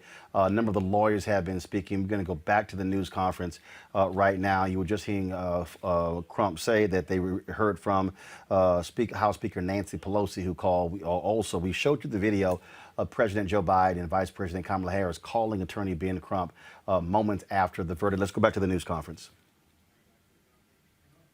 Acknowledge President Biden acknowledging that we are all a better America today.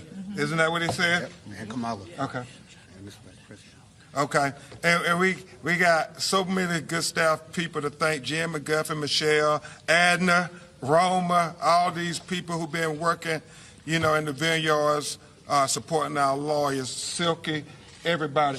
But briefly, we can't be in Minneapolis and not have a representative, whether Jeff and Michelle want to come up and say a word. Our great Minnesota co-counselor, Jeff Storms.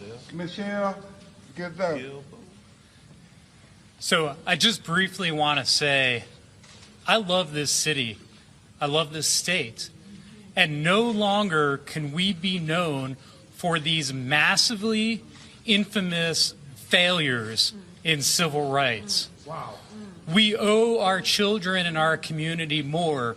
From this moment further, from this conviction now, we have to be leaders in this country on civil rights.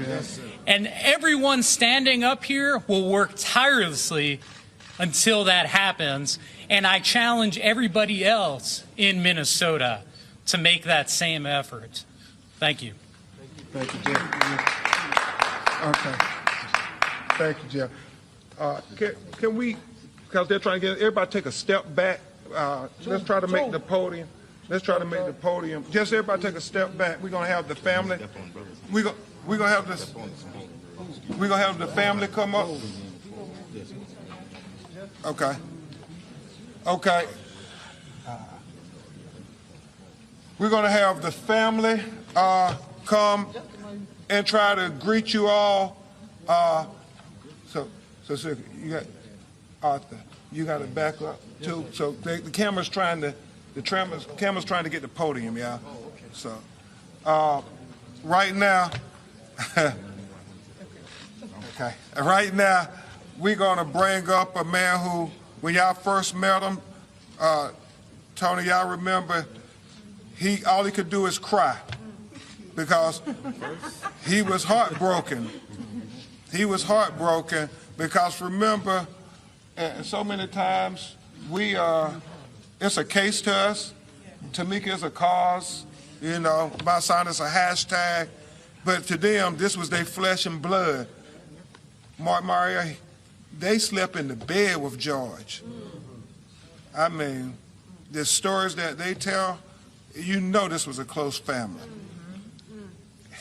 He tells those stories, Reverend Al, how he used to pee on George.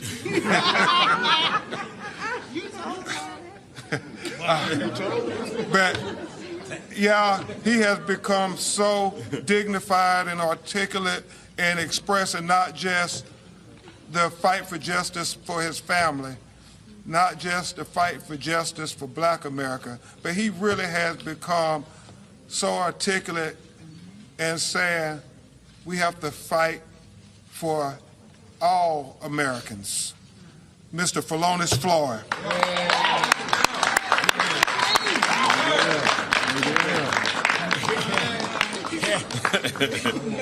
Hey, my nephew, he calling me Baby Al. But Jesse calling me Steve Harvey. But man, I feel relieved today that I finally have the opportunity for hopefully getting some sleep. A lot of days that I prayed and I hoped and I was speaking everything into existence. I said, I have faith that he will be convicted. It's been a long journey. And it's been less than a year. And the person that comes to my mind is 1955.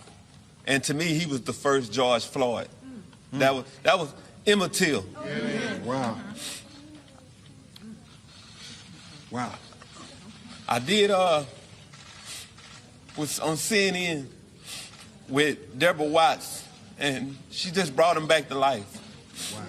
People forgot about him. Yeah. But he was the first George Floyd. Yes. But today, you have the cameras all around the world to see and show what happened to my brother. It was a motion picture, the world seeing his life being extinguished. And I could do nothing but watch, especially in that courtroom over and over and over again as my brother was murdered. Times, they're getting harder every day. 10 miles away from here, Mr. Wright, Dante Wright. That's right. Yeah. He should still be here. We ought to always understand that we have to march. We will have to do this for life. We have to protest because it seems like this is a never-ending cycle. Yeah. Reverend Al always told me, we got to keep fighting. Mm-hmm. I'm going to put up a fight every day because I'm not just fighting for George anymore. I'm fighting for everybody around this world. Yeah. I get calls, I get DMs, people from Brazil, from Ghana, from Germany, everybody, London, Italy, they're all saying the same thing. We won't be able to breathe until you're able to breathe. Today, we are able to breathe again. Ms. Garner, I told you, we'll get justice. And we're going to fight for you too. We're going to fight for everybody. Thank you all so much for just giving us this time because we're here and we're not going anywhere. And I want to thank all the protesters, all the attorneys who stepped up, all the activists who stepped up, and many who think they're not activists but advocates. Thank you all. Amen. Because justice for George means freedom for all. All right. All right. Yeah, you did. Yes,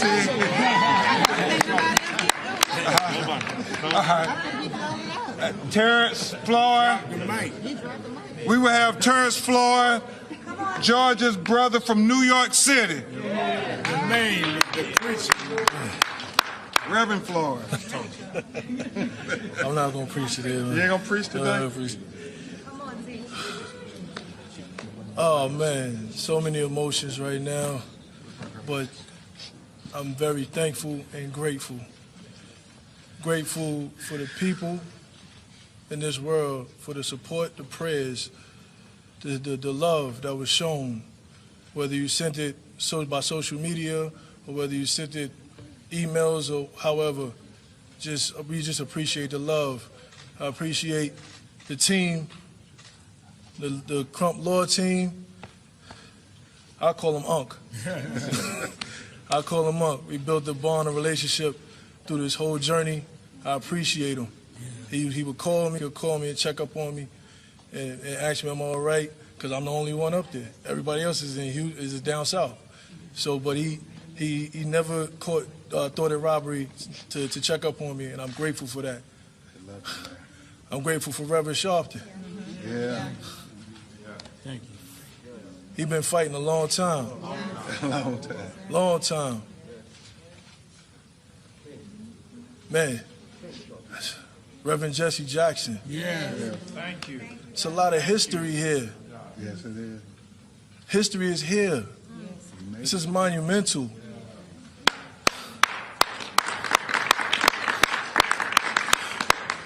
Reverend Jesse Jackson, Al Sharpton, they lived to see this. Yes. Wow. Their fight wasn't in vain. Wow. It just didn't happen when they did it, but it happened now. Man. And they here to see it and be.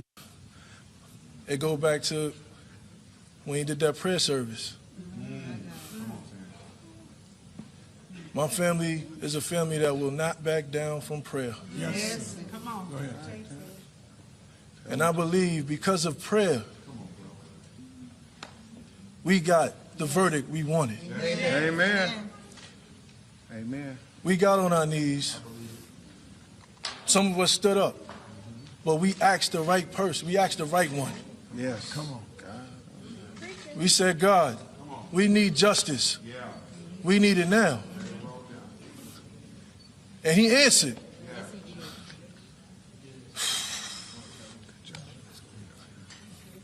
Oh man, I'm just grateful. I'm grateful that my grandmother, my mother, my aunts, they just got to see this history made. I'm grateful. My brother's not here. I'm grateful and I'm proud of him. I will salute him at every day of my life. I will salute him because he showed me how to be strong. He showed me how to be respectful. He showed me how to speak my mind. I'm gonna miss him, but now I know he's in history. Yay. What a day to be a Floyd, man. Wow.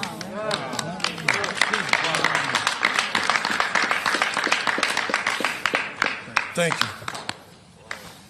Thank you, Terrence. Now we will hear from George's baby brother, Rodney Floyd. Oh, man. You know what? I'm going to say this first. I would like to thank all the advocates, the activists. I'd like to thank the people that stayed in these streets marching night and day. People of Portland stayed in the streets for 83 days, I think, it may be wrong, but thankful for everybody that stayed out there making a statement with us, encouraging us on our dark days, dark nights. We had them. And, you know, we got so many messages flooding in from social media sites. Can't read them all. It's so many. But you know what? Thank everyone, each and every one. So many people at grocery stores. We walk in, we hear from the elders. You know, I believe in respecting the elders. Give you guys all the respect, men and women. And I hear them walk up in the grocery store, stop me. I'm mask up, face, a hat and a mask, and they say, "Hey, I recognize the side of your face. Let me talk to you. I know who you are." And we have they'll stop and hold a great conversation, telling me what they experienced as a child, what they saw, and what they need for change. And they say, "We are here for you." And this is everywhere I go, my brother go, we all go. And thank you, people, for the love in the streets. I'm thanking everyone because we couldn't have did this, and this is a victory for all of us. Yeah. There's no color boundary on this. This is everyone who's been held down, pinned down. Yeah. And you know what, people? We standing together in unity. And this right here, I'd like to thank our team, Mr. Attorney Ben Crump, Mr. Romanucci, the witnesses, Donna Williams. I would like to thank the jury. I mean, everybody. Thank God. That's all day, God Almighty. Thank you. Yeah. And you know what, people? We're not done yet. And my brother George, he's smiling. His beautiful daughter's here. Gianna, baby, you're so beautiful. You're so smart. Roxy, you have my heart, baby. Thank you for holding Gianna, keeping us strong. I know how hard it is. I know how hard it is. We'd like to thank everyone that helped out in this case. Love to thank this jury from having the hearts and mindsets that we all see in this video, because we know this video was an open and shut case. Everybody knows this video. And know what, the jury had the same mindset we all had. Guilty as charged. I'd like to thank them. I would like to thank, again, everybody, the press and all. But for George, this fight is not over. We're going to stand here together. We're going to try to get this George Floyd Act passed. Yes. The act has to be passed, people. Yes. It has to be. We're going to keep pressure on the Senate. Everybody. Thank y'all all for coming. George, I know that he love all y'all. Thank y'all. All right, Rodney. And next we gonna have a man who, boy, him and George used to text each other all the time. Congresswoman Sheila Jackson Lee always talk about CUNY Homes, Houston, Texas. Back there, Rox, I think y'all call them Woo. We're gonna hear from Brandon Williams, was like a son to George. Woo. Woo.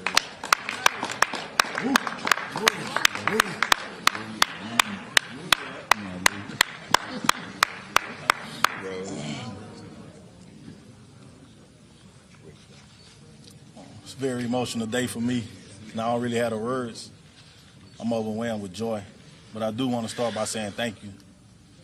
First off, thank you to all you guys advocating, protesting in the middle of a pandemic, putting your lives and safety on the line. We appreciate that. Especially to our legal team, Ben, Tony, Justin, Chris, Justin back here. Definitely thank you to Keith Ellison and his team.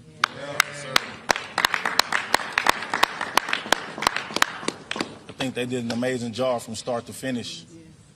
All of the evidence, all of the witnesses, everything proved exactly what we saw in that video. But yet, we still question the decision of the jury, and I wonder why. Oftentimes, this system fails us as black men and women in America.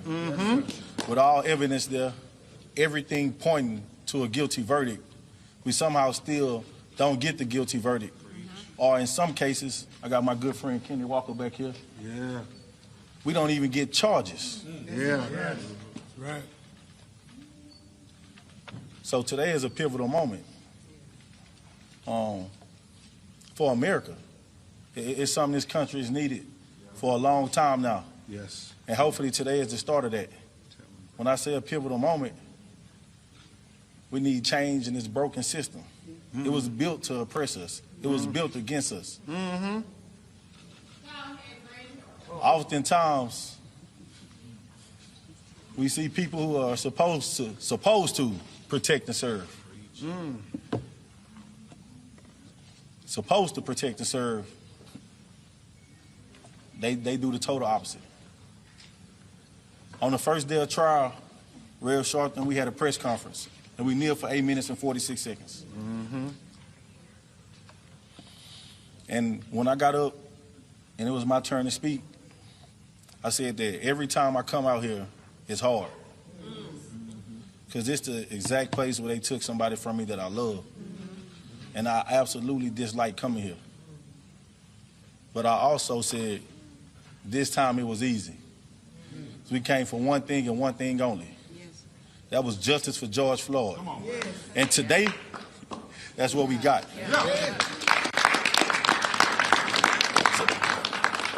So this time it wasn't hard at all. It wasn't hard at all. I'm big on faith and prayer. Yes. I had a lot of faith, but I was also optimistic. We need police reform bad. Yeah.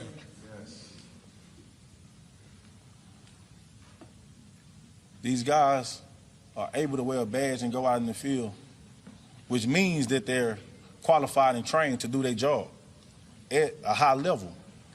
But when you shoot and kill a man that's running away from you that doesn't pose a threat, either you're not qualified and undertrained, or it's a choice and you want to kill black men and women. It's either one or the other. And I think today, Keith Ellison and his team proved that just because you are the law, you're not above the law. Yeah. We need each and every officer to be held accountable. And until then, it's still scary to be a black man and woman in America and counting police. Yeah. So when I say today is a pivotal moment, it's a chance for America to take a turn in the right direction and right a lot of wrongs so that we don't keep adding to these names. So that little girls and boys like Gianna are not growing up fatherless. Yes, sir. So their families don't feel the pain we feel. It's a lot of sleepless nights. Yes. No family should go through that. And hopefully our country take a turn in the right direction today. Hearing from Brandon Williams with Sherlyn Ifill, President and Director Counsel of the NAACP Legal Defense Fund. Sherlyn, glad to have you on Roland Martin Unfiltered. People obviously are reacting. They are responding with cries of joy that this officer was found guilty. But as Brandon just said, this is just simply one case. That in order for folks to believe these things are going to change, there has to be more Derek Chauvins who are convicted. But not just convicted, actually go to trial. Not just go to trial, actually get indicted. Well, I'll take it a step further, Roland. We don't want people to be killed and brutalized. You know, the trial is what happens after the life of an innocent man has been taken. And so, yes, we want accountability. That's why we want the George Floyd Justice in Policing Act. We want to be able to hold officers accountable for engaging in brutality and misconduct. But we also want a new system. We want a system that does not produce what this produced. We're here today, we know this, because we have this 9-minute video, because a courageous young girl, Darnella Frazier, took this video because a crowd of people were compelled out of their humanity to stand there and bear witness, to speak out, to plead for the life of George Floyd. That's how we ended up here. I just posted something on Twitter that Keith Boykin had posted earlier, you know, the police report that was originally filed about this quote unquote incident. And it's very different than, you know, what we learned actually happened. So this is the one case where we actually have that video and where we had all those witnesses and where even police officers were willing to testify against one of their own. But what about all the other cases, Roland? Not just the ones we know about, not just the Freddie Grays and the Terrence Crutchers and the Eric Garners and all the other cases in which officers were not held accountable, but the ones in which we haven't seen a video, the names that we don't even know of people who were brutalized and even killed by police officers. So we need a different system. And I don't want to in any way diminish the significance of the verdict tonight, because I don't even know how I would hold myself together if there had not been a conviction. Very important, and important for the family and important for all of us, really. But it is, as you say, it's one case, and we have a lot of work to do. It's important for us to take our breath tonight and to, you know, to be gratified for the family, but also to know that we've just got to really dig in on real transformation. To that point, we just had the shooting in Chicago. 13-year-old killed a kid who was shot and killed. Officers report different from what the body cam footage showed. Laquan McDonald, when Jason Van Dyke was convicted, again, the police report different than what he said. Yesterday, we had a state's attorney from Prince George's County, Brave Boy, on, where she has a list of 15 officers who she will not call to the stand because of issues that they have. Fairfax County, one officer, they're looking at throwing out 400 cases because of his misconduct. And that's the piece that folks are saying, that, look, we shouldn't get to the point where, yes, we are celebrating officer who was found guilty. George Floyd should still be alive. No, absolutely. And think about where we were a few hours ago, Roland. We by no means felt that this was a foregone conclusion. We were all on tenterhooks, right? Everybody was hoping that there would be a conviction. And that's with everything I described. That's with the video, with the police officers testifying, with all the witnesses on the street and so forth. We have a deep, deep systemic problem. It didn't even stop while the trial was happening. You know, Dante Wright was killed 20 miles away while this trial was playing out. So we know that, and I think that's some of the heaviness we feel today. We feel the need for this vindication. This verdict was important, but we also know that in the you know, it's a drop in an ocean of injustice that has to be fully kind of drained, and there has to be a new vision of what public safety looks like in this country, and it's got to not be one that is formulated in the way policing is formulated in this country. We need something that emanates from the communities, from our own communities, with a vision of what public safety should be like. We originally booked you to talk about the congressional hearing today dealing with the issue of voting. but you saw just what happened in Florida. Governor Ron DeSantis signing this so-called anti-rioters bill that also, frankly, be limiting First Amendment included in that, where the right is calling it, the most pro-law enforcement bill we've seen in a very long time. We also have, of course, what's happening in Congress, trying to convince West Virginia Senator Joe Manchin and Senator Kyrsten Sinema to support any of the filibuster, because this is a reality. If we do not confront what Republicans are trying to do across the country with voting, then look what happened in Florida, how they're even saying they are ordering cities, you can't determine how you fund or defund the police or shift resources without our permission. And so voting is tied to the very changes. Maryland got rid of the Officers' Bill of Rights. That was elected leaders who overturned the veto of the governor. And so this testimony on Capitol Hill today about voting rights goes directly with police accountability across the country. Roland, you hit the nail on the head, and that's what I've been saying over the last few weeks since Georgia passed its omnibus voter suppression bill, SB 202. At the end of the day, we all know what happened last summer after George Floyd was killed. There were protests around the country in all 50 states, all over the world, frankly. And, Black people, our communities, understandably and righteously outraged and angered about the killing of George Floyd, about the killing of Breonna Taylor, about the killing of Ahmaud Arbery, about COVID, really angry. And we channeled that energy and anger in the way that John Lewis told us to. What did he tell us on the Edmund Pettus Bridge a year ago? Vote like never, ever before. Don't give up, don't give in, eyes on the prize. And Black people did that. We had the highest turnout in this presidential election and in the special election in Georgia. Extraordinarily channeled and focused, risking COVID, by the way, to participate in the election, doing it by any means necessary. LeBron James creating more than a vote, we worked with him at LDF and helped get, young poll workers. I mean, everybody was all in. And in response to this powerful and important display of civic engagement, the highest turnout of any presidential election ever, not even dealing with who you voted for, whether you voted for the winner or the loser, it was the highest turnout of any presidential election. High turnout in the special election in Georgia, especially for Black people. 92% of Black voters who voted in the November 2020 presidential election showed up for the special election. That's unheard of.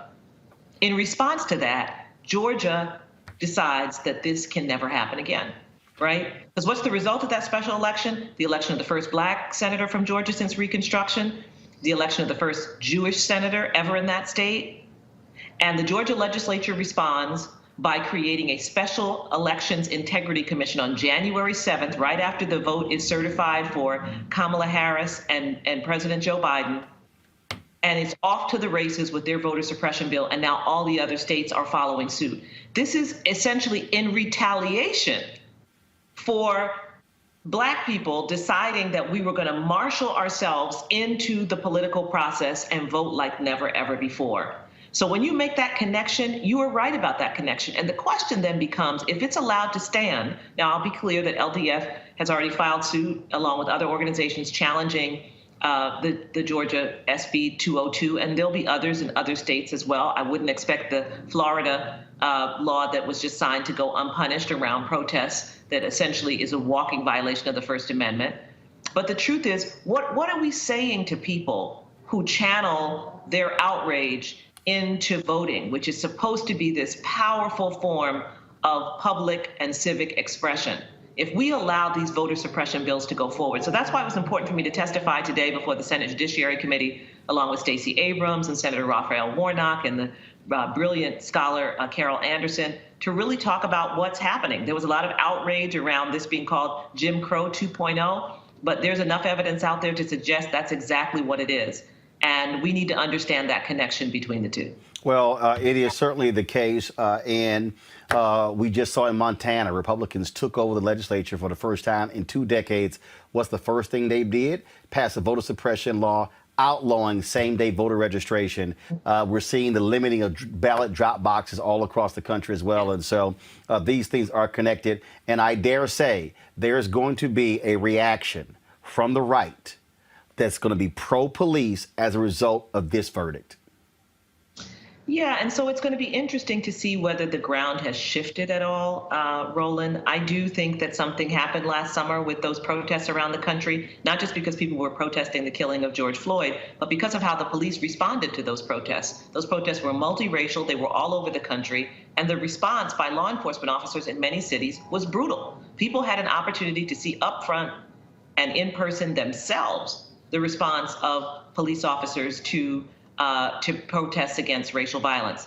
And then they got to see the contrast on January 6th, right? When there was the storming of the Capitol, and we saw what was allowed to happen. We saw those people, those insurrectionists, those violent insurrectionists, having the door held open for them as they left. And so I think there's some reordering going on, at least in some minds that are not kind of part of the usual suspects around policing. And they better be very, very careful about pressing their case at this point, because I think there's a lot of vulnerability around this set of issues. I think people can see it's not working. Whatever we were doing, I've been at this a long time. I've been there, pushing for training and all that stuff. It's not working.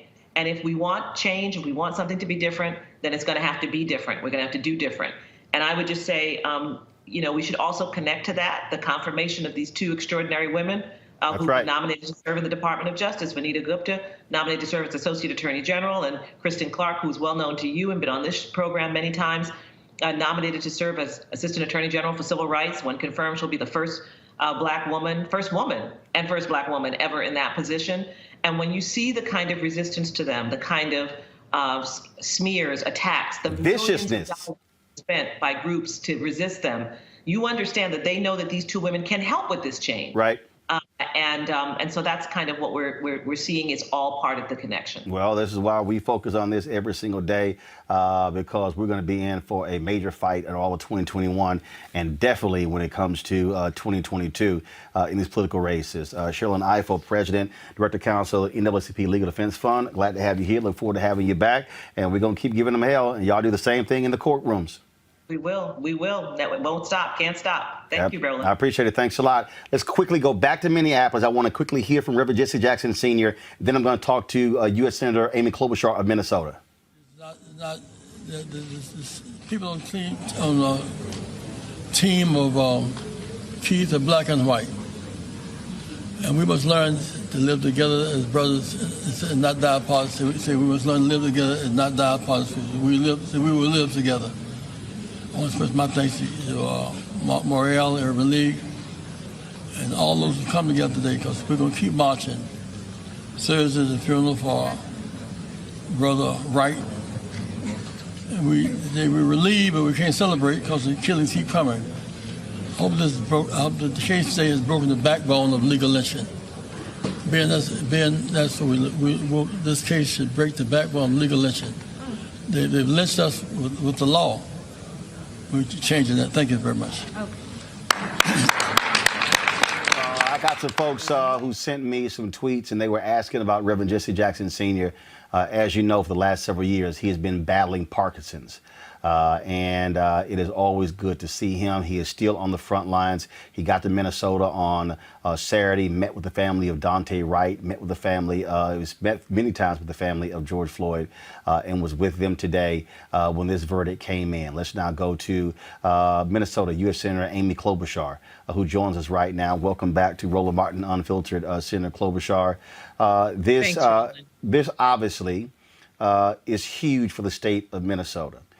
We dealt with the death, the murder of Philando Castile, where the officer, you didn't have a trial there. We're dealing with this. You're dealing with Daunte Wright. You're dealing with the mayor of Brooklyn Center, who said, frankly, it's unsafe for black people in the state when it comes to the police. Your immediate reaction to this guilty verdict on all three counts against Derek Chauvin? Well, my first reaction, of course, is relief for the family. It's never going to bring George back, and they have never given up on believing that something good can come out of this horrendous murder. And the fact that the jury came back so quickly on all three counts, the fact that the witnesses that came forward, the clerk working in the store, the bystander, who seemed to be, as you know, putting the burden on themselves, when in fact we know who did this, and it was Derek Chauvin. So the conviction was really, really important from a justice perspective. But at the same time, as Sherilyn said, there's so much more work that needs to be done. Talk about the importance of one of your former congressional colleagues being the Attorney General in this case. Attorney General Keith Ellison stepping in, taking over this case, and putting together the legal strategy that led to the conviction of Derek Chauvin. I'm smiling right now because Keith Ellison handled this case every step of the way, just like he should. And you know why? He didn't make it about himself. He didn't make it about the lawyers that handled the case. You didn't see a bunch of, hotshot lawyering. They just did their jobs, and they allowed the witness to tell the story, because this was not just about George Floyd's tragic murder. It was also about his life. And it was about how much he loved his mom and how he wasn't going to be able to hold his kids again. And all that came through, Roland. And I think part of why is that Keith made a decision. He wasn't going to make this about politics. He wasn't going to make this about what legal move they did that day. You didn't see him going on TV during the trial or even right leading into it. And I talked to him many times, of course, in the last few months, and then particularly during the trial. And he was steady as they come. He showed such leadership. And I just don't want that part of this to be forgotten, because we know we have so much work to do. This is just the first step. We know we got to pass police reform in the Senate. But the fact that Keith Ellison was willing to take this case on, because typically the attorney generals in states don't always take these kinds of cases on, and he did it, and he did it so well. We talk about, you saw at the news conference, you heard the family, you heard Attorney Ben Crump, and you heard on that phone call President Joe Biden and Vice President Kamala Harris talk about the importance of the Senate passing the George Floyd Justice Act. We also are waiting for President Joe Biden and Vice President Kamala Harris to speak to the nation as a result of this verdict. But the only way that's going to happen, let's just be real clear, there aren't 10 votes there on the Republican side. They aren't there. The only way this is going to happen is to break the filibuster. How do you get to your two colleagues who have said, Senator Joe Manchin has said there is no circumstance in which he is going to vote to get rid of the filibuster. Sinema said the exact same thing. Well, then how are we going to pass the John Lewis bill? How are we going to pass H.R. 1? How are we going to pass the George Floyd Justice Act? And do they not understand that that literally is going to potentially put Democrats in the minority in 2022? Okay, let's start. Start with me. You know I favor abolishing the filibuster. I like to get things done, and we just can't get things done. And it's police reform, it's voting, and Sherilyn did an incredible job along with Stacey Abrams and others at this hearing today on voting. I'm going to be in charge of the hearing on the For the People Act, and I know how hard this is. So that's why I favor abolishing the filibuster. These are things. One, Cory Booker is leading the bill on police reform. He is working so hard to get something done, Roland. I talked to him through the weekend. He spent the whole weekend on this, working with the White House, working with others. So let's see what he does. So give him that chance. Senator Klobuchar, you know I do not like to have to interrupt you. But we're sort of superseded right now by the Vice President, the President of the United States. I think that's pretty important. I adore Kamala, so let her have her moment. She's speaking right now. All right, let's go loud to the White House, folks. Thank you. No problem, Roland. It cannot take away the pain. A measure of justice isn't the same as equal justice. This verdict brings us a step closer, and the fact is, we still have work to do. We still must reform the system. Last summer, together with Senator Cory Booker and Representative Karen Bass, I introduced the George Floyd Justice and Policing Act.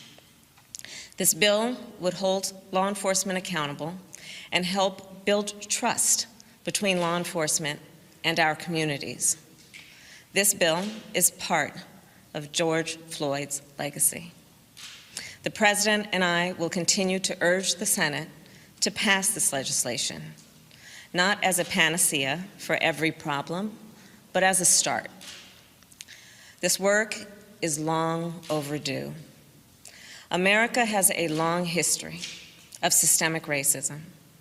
Black Americans, and Black men in particular, have been treated throughout the course of our history as less than human. Black men are fathers and brothers and sons and uncles and grandfathers and friends and neighbors. Their lives must be valued in our education system, in our healthcare system, in our housing system, in our economic system, in our criminal justice system, in our nation. Full stop.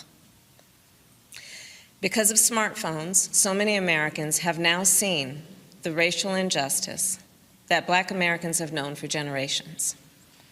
The racial injustice that we have fought for generations, that my parents protested in the 1960s, that millions of us, Americans of every race, protested last summer. Here's the truth about racial injustice. It is not just a Black America problem or a people of color problem. It is a problem for every American. It is keeping us from fulfilling the promise of liberty and justice for all. And it is holding our nation back from realizing our full potential. We are all a part of George Floyd's legacy, and our job now is to honor it and to honor him. Thank you. And now it is my great honor to introduce the President of the United States, Joe Biden.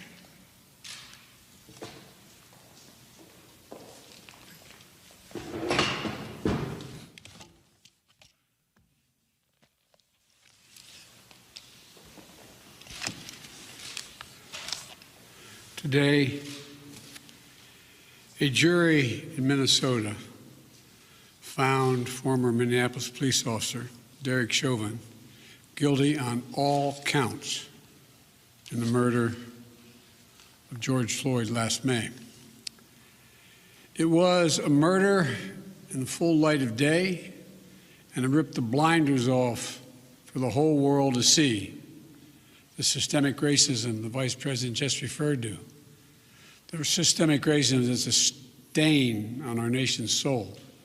The knee on the neck of justice for Black Americans. Profound fear and trauma.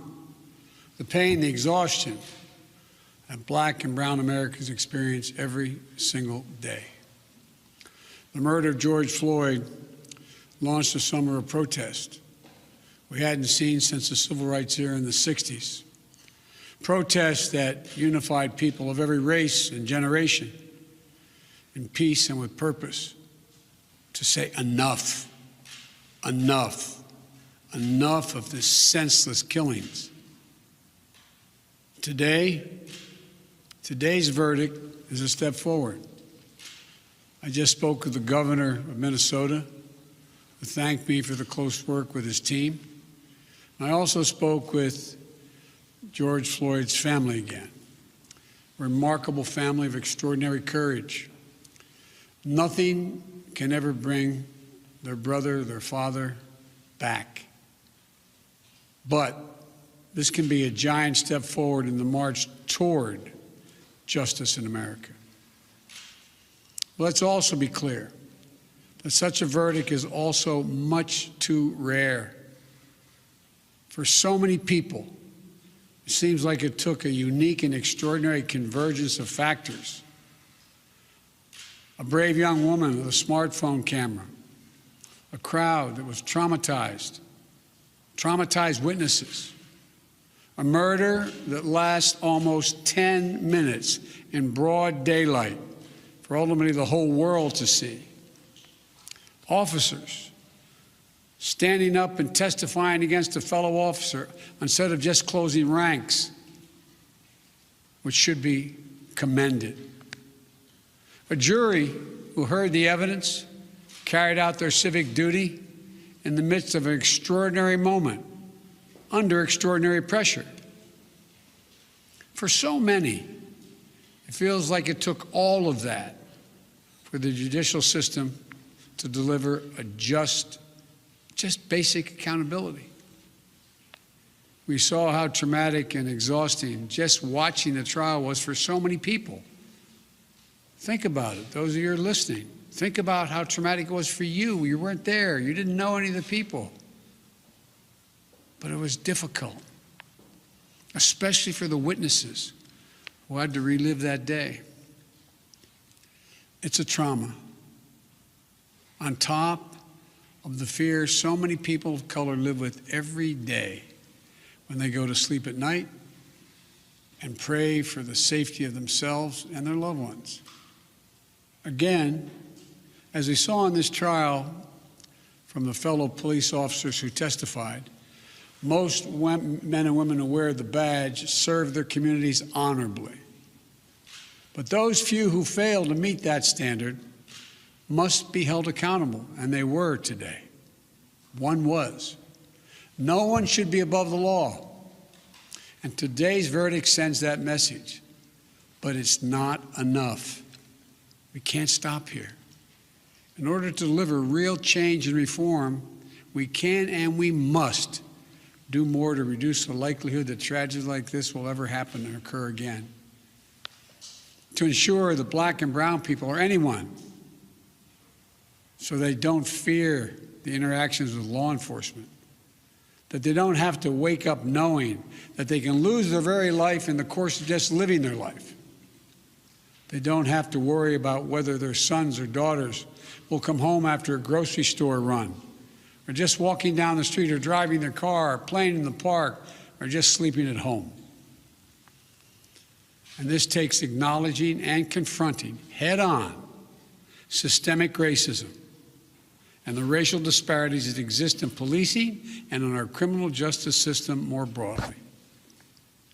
You know, state and local government and law enforcement needs to step up, but so does the federal government. That's why I've appointed the leadership of the Justice Department that I have, that is fully committed to restoring trust between law enforcement and the community they are sworn to serve and protect. I have complete confidence in the Attorney General, General Garland's leadership and commitment. I've also nominated two key Justice Department nominees, Vanita Gupta and Kristen Clark, who are eminently qualified, highly respected lawyers who have spent their entire careers fighting to advance racial equity and justice. Vanita and Kristen have the experience and the skill necessary to advance our administration's priorities to root out unconstitutional policing and reform our criminal justice system, and they deserve to be confirmed. We also need Congress to act. George Floyd was murdered almost a year ago. There's meaningful police reform legislation in his name. You just heard the Vice President speak of it. She helped write it. Legislation to tackle systemic misconduct in police departments, to restore trust between law enforcement and the people they're entrusted to serve and protect. But it shouldn't take a whole year to get this done.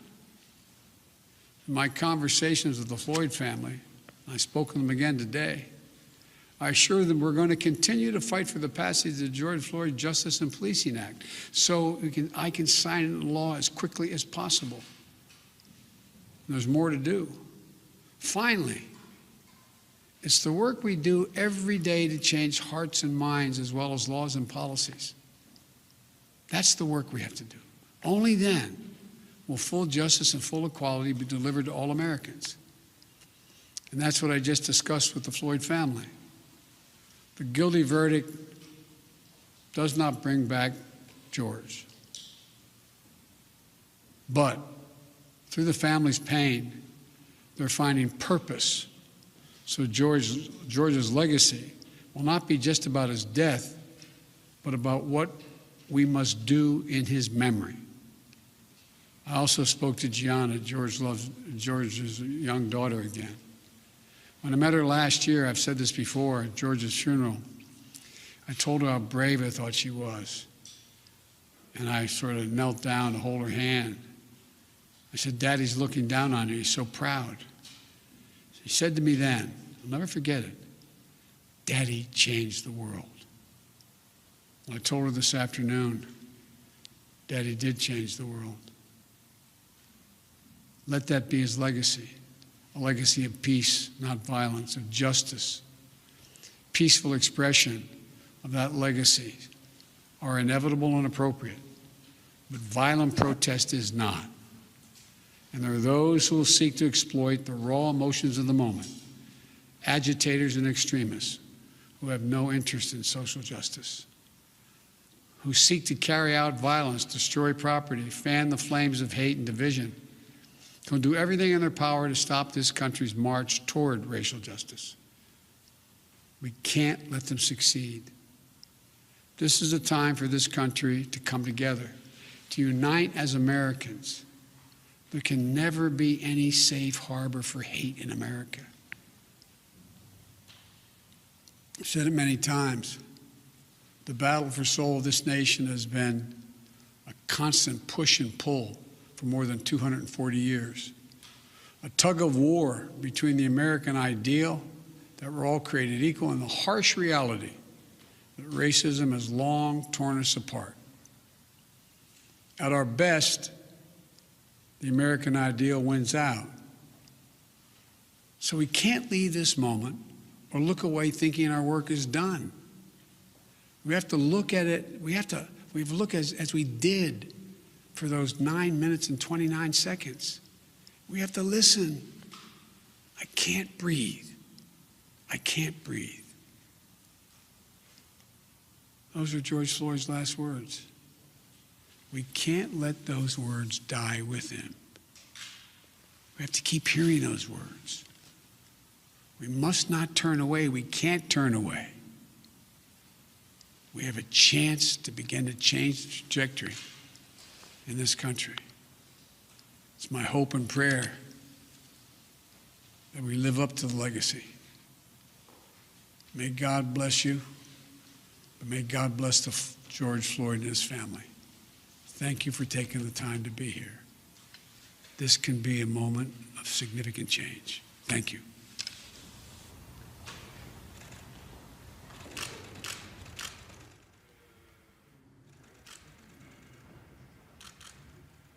That was President Joe Biden, Vice President Kamala Harris, addressing the nation, sharing their thoughts with regards to the murder verdict of Derek Chauvin. It is 7:22 p.m. Eastern Standard Time.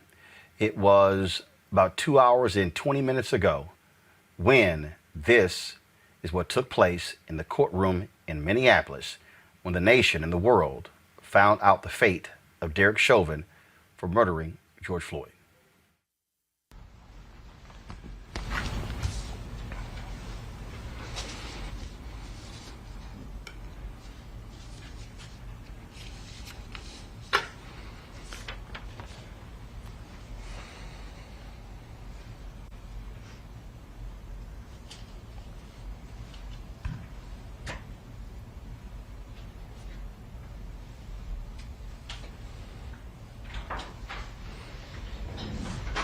All rise for the jury.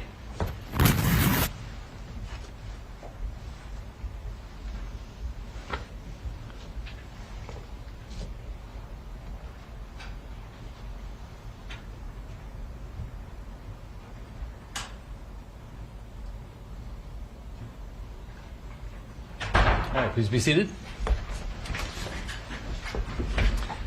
Members of the jury, I understand you have a verdict.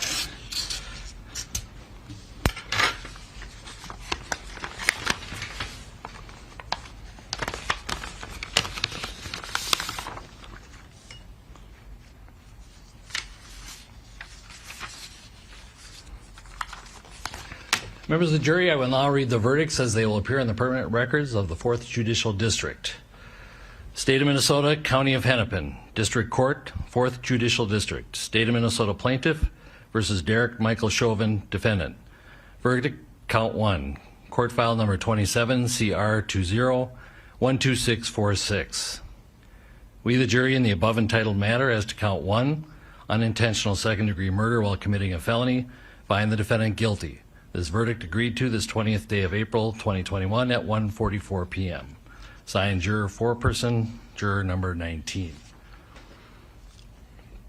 Same caption, verdict count 2. We, the jury, in the above entitled matter as to count 2, third-degree murder, perpetrating an eminently dangerous act, find the defendant guilty. This verdict agreed to this 20th day of April 2021 at 1:45 p.m. Signed by jury foreperson, juror number 19.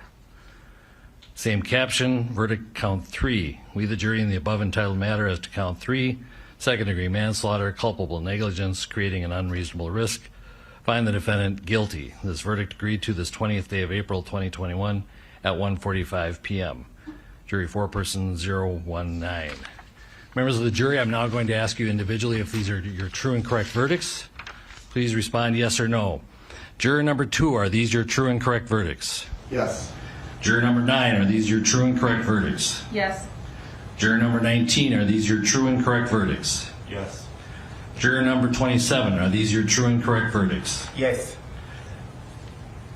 Juror number 44, are these your true and correct verdicts? Yes. Juror number 52, are these your true and correct verdicts? Yes. Juror number 55, are these your true and correct verdicts? Yes. Juror number 79, are these your true and correct verdicts? Yes. Juror number 85, are these your true and correct verdicts? Yes. Juror number 89, are these your true and correct verdicts? Yes. Juror number 91, are these your true and correct verdicts? Yes. Juror number 92, are these your true and correct verdicts? Yes. Are these your verdicts? So say you one, so say you all. Yes. Yes. Members of the jury, I find that the verdicts as read reflect the will of the jury and will be filed accordingly. I have to thank you on behalf of the people of the state of Minnesota for not only jury service, but heavy-duty jury service. What I'm going to ask you to do now is to follow the deputy back into your usual room, and I will join you in a few minutes to answer questions and to advise you further. So, all rise for the jury.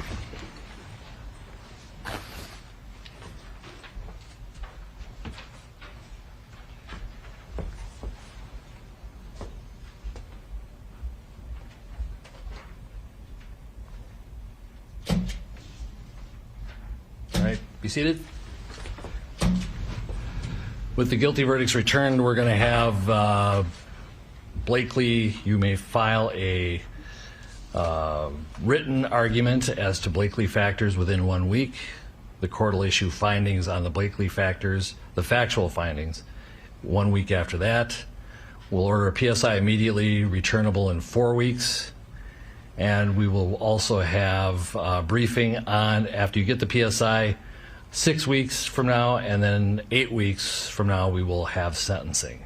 We'll get you the exact dates in a scheduling order. Is there a motion on behalf of the state? Your Honor, the state would move to have the court revoke the defendant's bail and remand him into custody pending sentencing. Bail is revoked, bond is discharged, and the defendant is remanded to the custody of the Hennepin County Sheriff. Anything further? Oh, all right. Thank you.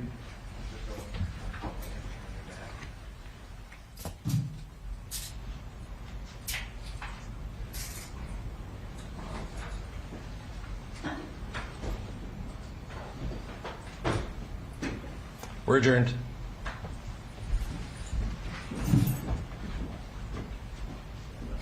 And that. Counsel. Gates. And that was the moment that took place today. Huge sigh of relief to folks all across this country and the world. Derek Chauvin was found guilty by a jury of his peers, guilty on all 3 counts. You heard the judge say sentencing will take place in 8 weeks. Let's go to our panel. We've had a variety of people. Let me apologize. We've had some panelists who we had on. We could not get on because of breaking news, the very fluid situation here. We appreciate our previous panelists for being on, and so we thank them so very much. Let me pull up right now. We're joined by Dr. Greg Carr, Chair of the Department of Afro-American Studies at Howard University. Terrain Bailey, she's still there? Of course, thank you very much. Of course, with the Bailey Law Firm. And Reddit Hudson also joins us. Doreen, I want to go to you first, and that is you've heard Senator Klobuchar, you've heard Sherlyn Ifill, you've heard President Joe Biden, Vice President Joe Biden. You've seen this reaction and the response to this verdict. As a defense attorney, as someone who defends clients, this is one of those examples where if this had gone the other way, it would be a completely different reaction in this country today. This country would have been torn apart. I firmly believe that. In 1992, I was just 22 years old, and I had no idea what could happen after the Rodney King verdict. But this morning when I woke up, I knew that we were in the wake of something that could be really bad for our country if the jury did not come back with a verdict that celebrated George Floyd's life and honored his legacy and found that officer guilty of murder. And so it's a different feeling. I think a lot of people kept their children home. A lot of people were worried about what would happen if the jury came back not guilty, and wonder, particularly for the African American, the Black jurors, how that could be. And I don't know if you all were looking at Derek Chauvin as he listened to the jury confirm their verdicts, but with 3 jurors, his eyebrows raised. And that said to me that he really thought he had those 3 jurors, because he raised an eyebrow for 3 of them.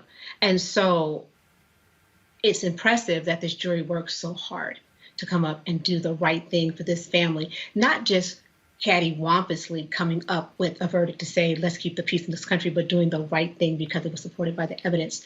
And as a defense attorney, you don't want this to be the case. But I tell you, when that verdict came back, when I got a text message saying the verdict is in, I knew that it could only be guilty, because your goal as a defense attorney is to keep them out as long as possible. That means somebody's fighting for you. And when they come back this quickly, that means you more than likely lost. And that's what happened today. Dr. Greg Carr, the closing arguments ended yesterday. The jury did not spend a lot of time yesterday deliberating, but the reality is this: if they came back at 8 o'clock this morning, that was a real quick decision that this jury made. And I think it speaks directly to the type of case that prosecutors laid out. They made it easy for this jury to go into that room and say, guilty, guilty, guilty. Yeah, I think it made them easy. It made it easy for them to do the thing that is so embarrassingly obvious, that the fact that we would be overjoyed is a real measure of just how damaged African people are in this country, and just how deeply structurally corrupt this project, this American experiment is. They would have been out for 30 minutes had it been white on white. Right. So I think, I was in class actually with my students, and we start class at 3:30, about 3:30, 3:40, and I got a text, and someone said the verdict's being announced. So we immediately switched over to, hey, this is why y'all put this money on this network right here, Roland Martin Unfiltered. So I didn't have to hear the talking heads. I didn't have to, I called one of my former students, Angela Porter, who's actually in Minnesota. She's an attorney and a law professor there, and she talked to the students. She's been doing commentary every day on this work, on this trial, and we're very clear. And it was very interesting to listen to the students, because most of the students there, 18 to 22, they were in elementary school or going in middle school when the Trayvon Martin verdict came down in Florida, and some of them kind of remember, but this is their first adult trip through this haze, and so. Listening to it. And then, I almost immediately turned off all the commentators. I don't need to hear about the system worked this time and we got to do more. No. Let's be very clear.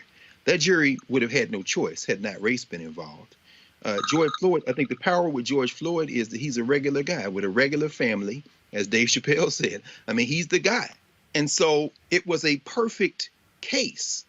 Everything's on video. You've got children involved, which might mean a sentencing enhancement for Chauvin once it comes back, and he's now put his fate in the hands of the judge, which is his best bet, probably. You've got everything on tape. It was almost cinematic in its perfection. And finally, just in these initial comments, it leads me to think about all those other dramatic instance cases in voting rights. Dr. Gamillion in Tuskegee, where they drew a 28-sided a geometric figure to somehow disfranchise all the black citizens in Tuskegee, and the Supreme Court had no choice but in Gamillion versus Lightfoot to give them. Or civil rights, for example, United States versus Price, the so-called Mississippi burning case, where you lynched these 2 white civil rights workers and this brother from Mississippi, and the Supreme Court had no choice but to say this is conviction on a criminal conspiracy civil rights violation. I think what we saw today was the United States of America bought itself 20 more minutes, because that's what is on trial. And believe me, they are not out of the dock. Justice would be George Floyd being a liar. There was no justice served today. There was conviction. And there are 3 more cops to go, and they'll probably take a plea. Dr. DeLacy Davis, founder of the Black Cops Against Police Brutality. Dr. Carr just talked about those other officers. They're going to go on trial in August. The sentencing will take place in 2 months for Derek Chauvin. We talked about this last week. And this should send a very loud and clear signal to every police officer who chooses to go cross that line. Don't think for a second you're going to easily get off like in the past. I'm not saying it's going to always happen in cases, but the bottom line is this here. Every time an officer goes to prison, it should put something in the back of somebody else's mind.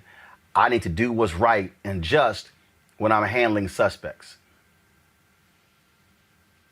I think you're on mute. I think your button's on mute.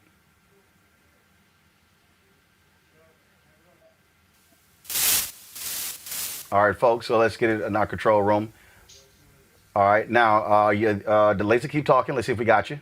Yeah, testing. Now we got you. Go ahead. Very well. I would agree with you. We talked about this last week, and what the hope is that with the testimony of Chief Arredondo and all the other police officers who came forward, that it may become the inflection point to move the ball forward. I'm not convinced yet, because as we know, there is a code of silence, and law enforcement has inherently and continually not intervened on behalf of defenseless people, and certainly when it comes to people of color.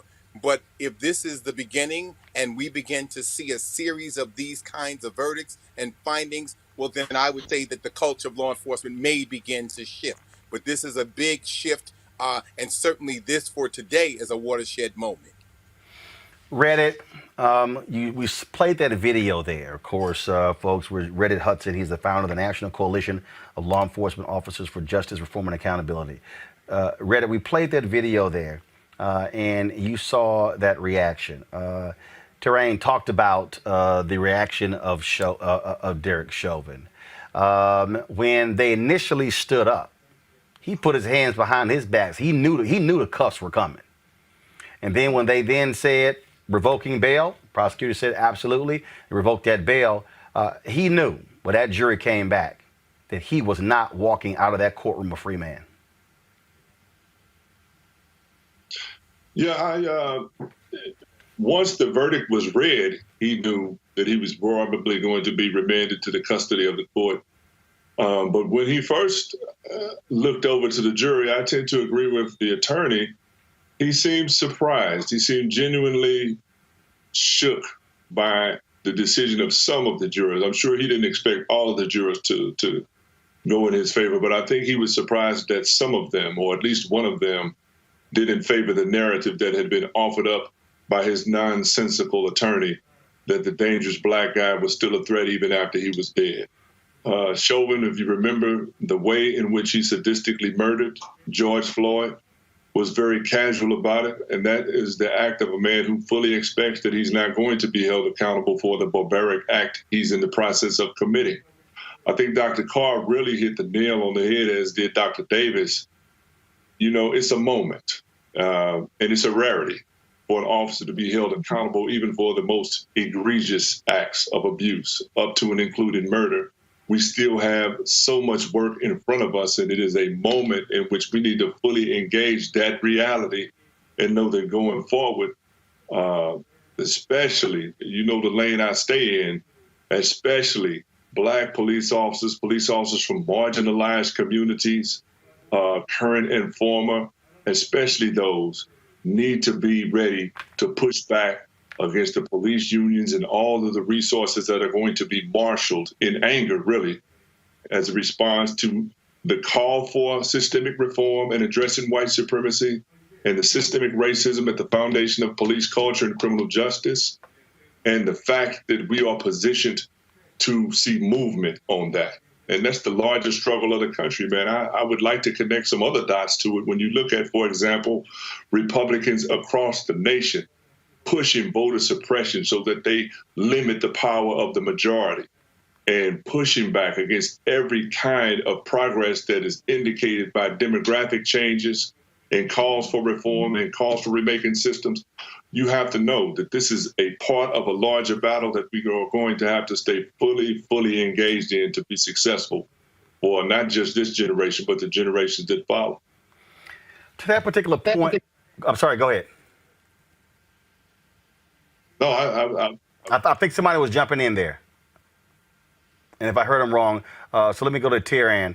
Tiran, that particular point there, and what I said to Sheila Eiffel as well, there's going to be a far-right, conservative, pro-police act reaction to this verdict. Oh, yeah. There absolutely It is going to happen. Right.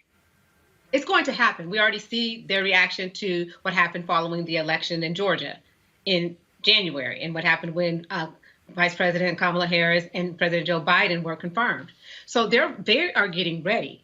But what we need to be getting ready for, particularly for 2022, because that seat in Georgia is vulnerable, we need to be getting ready and talking about down ballot voting. You said earlier, all these elections are important. The Attorney General, the District Attorney, the state representatives, all of these offices are really important. And we can't just vote casually because these are the people that are making the decisions that are adversely impacting our lives. But when I look at it, one of the things as far as police reform that's important to me is we have to get these officers back in our communities. These officers have to live with the people that they police and stop treating it like an occupied military operation. Because they come into our neighborhood. You heard the defense attorney say they have to assess the risk of going into an urban, highly densely populated urban community. That's a dog whistle for a minority community.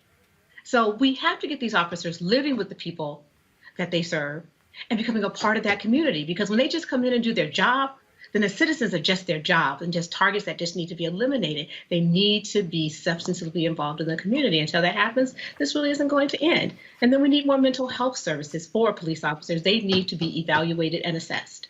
And we're not doing that. And until we start getting hands-on and determining if people that we give a gun to and give the right to use deadly force, we need to know, are they mentally equipped to have this job? Because right now we're not doing that. And so there's a lot that needs to change. But for me, they need to be in the community first. They need mental health evaluations, and then we can see things change from the top down. Greg Carr, what we're seeing right here, this is a live feed from Minneapolis as folks are marching down the street. They are responding to, guys, if y'all can pull the audio up if you can, that'd be great. They're responding to, so we don't have, they're not sending us that audio, that's fine. They're responding to what's taking place there. And what I did was, Greg, while Terrain was talking, I went to the Twitter feeds of House Minority Leader Kevin McCarthy. Not a punk. Nothing regarding Derek Chauvin. Lots of talk about Congresswoman Maxine Waters. Went to the Twitter feed of Senate Minority Leader Mitch McConnell. Zero, nothing about this particular case here. If people want to understand, if they want to understand the difference in the reaction, the sheer silence of Republicans about this verdict. Yes, I'm encouraged to see that they're silent. I often will ask white nationalists to say it with their bird chests. Right. Clearly, these little fellas don't even have the chest capacity, the air capacity of birds.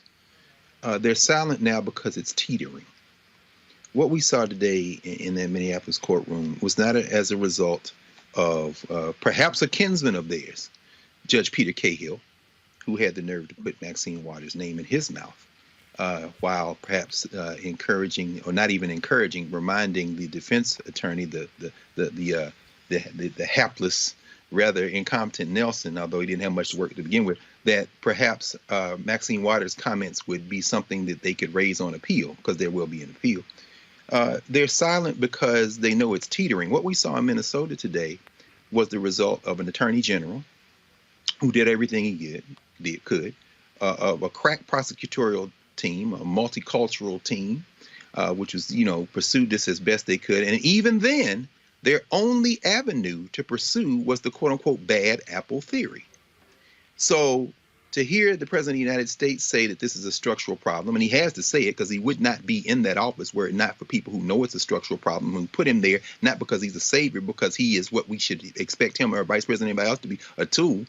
So the silence of the white nationalists is encouraging, because I think they sense more than anyone that it's teetering. This is the time now to seize the momentum and take it all down. What do I mean by that? I think for me, the most important moment today was the moment, really were the moments before the verdict. And why do I say that? Sitting with the students who are all over the country, so in real time, reporting out to myself and to each other about the ramp up in police presence in Chicago, in Texas, out on the West Coast, these kids from all over the country, to understand that these police, who are not the best, not the brightest, not the best in our society, but those who, in order to reform policing, it seems to me that police have to be hired to be of the mettle of the people on this call and you've had on this show, of the black people who see that as a service, as something they have to do. Now, that's going to require certainly mental screening and everything else, but it's going to require a rethinking of policing. They're fighting this tooth and nail. So the last thing I'll say is this. As the money flows into the coffers of whatever reserve savings account they will have for Derek Chauvin, who they will treat as a hero for the rest of his life, no doubt, when he gets out of jail. As that money begins to flow, there's going to be a great deal of silence, because what we see today in the silence of these white nationalists, including these little bird-chested white nationalist politicians like Kevin Bird-chested McCarthy and the rest of them, what we're seeing in their silence is a recognition that there's a line that should not be crossed.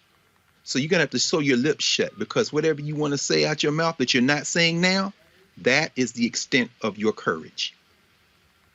So don't say nothing. Don't say nothing now. Because if you do, you might find out that this thing will end sooner rather than later. But one thing's for sure, it's going to end. DeLacy, to that point, literally, our offices are located at 16th and K here in the nation's capital. I mean, I can step outside of our door, take about 20, 30 steps, and I'll literally be standing on Black Lives Matter Plaza. There's no parking in front of our building, on the side of the building. They've blocked off parking from April 19th through May 1st, anticipating, I guess, this jury might be factoring these things in. Other police in other cities, the National Guard in Illinois was put on alert, request from Mayor Lori Lightfoot in Chicago, and all of that. And the thing that maybe what this country needs to understand is when you kill folk get sick and tired of seeing death. They get sick and tired of seeing folks killed and no justice being taken place. They get sick and tired of it. And that's the thing. Literally, while I was sitting here in Columbus, a 15-year-old who had a knife, shot and killed by cops. Reports say the knife was dropped. That 15-year-old black, she's dead. And let's see if the officer had a body camera on. We'll see what goes on there. But that's really, America is saying enough is enough. She is, Roland. I think that we are at the tipping point. As I saw in my class today, like Dr. Carr, my students, we agreed that we would go to the verdict during class. And so we did. And I just watched their reactions. In my class, my students are all the different backgrounds from all over the country, and they cried at the verdict. I mean, cried huge tears, and I helped them process the verdict because they're tired. It is enough is enough. The problem is, and Dr. Francis Cress Welsing lays this out for us in the ISIS papers, The Keys to the Colors, is that Folks who have been in power continually and generationally are now losing power and losing control. And they're going to have to face this. You know, we call it the Frankenstein's theory. The monster you create, you ultimately will have to confront. And so white nationalism, white supremacy, law enforcement, terroristic police officers, the whole kit and caboodle has to change.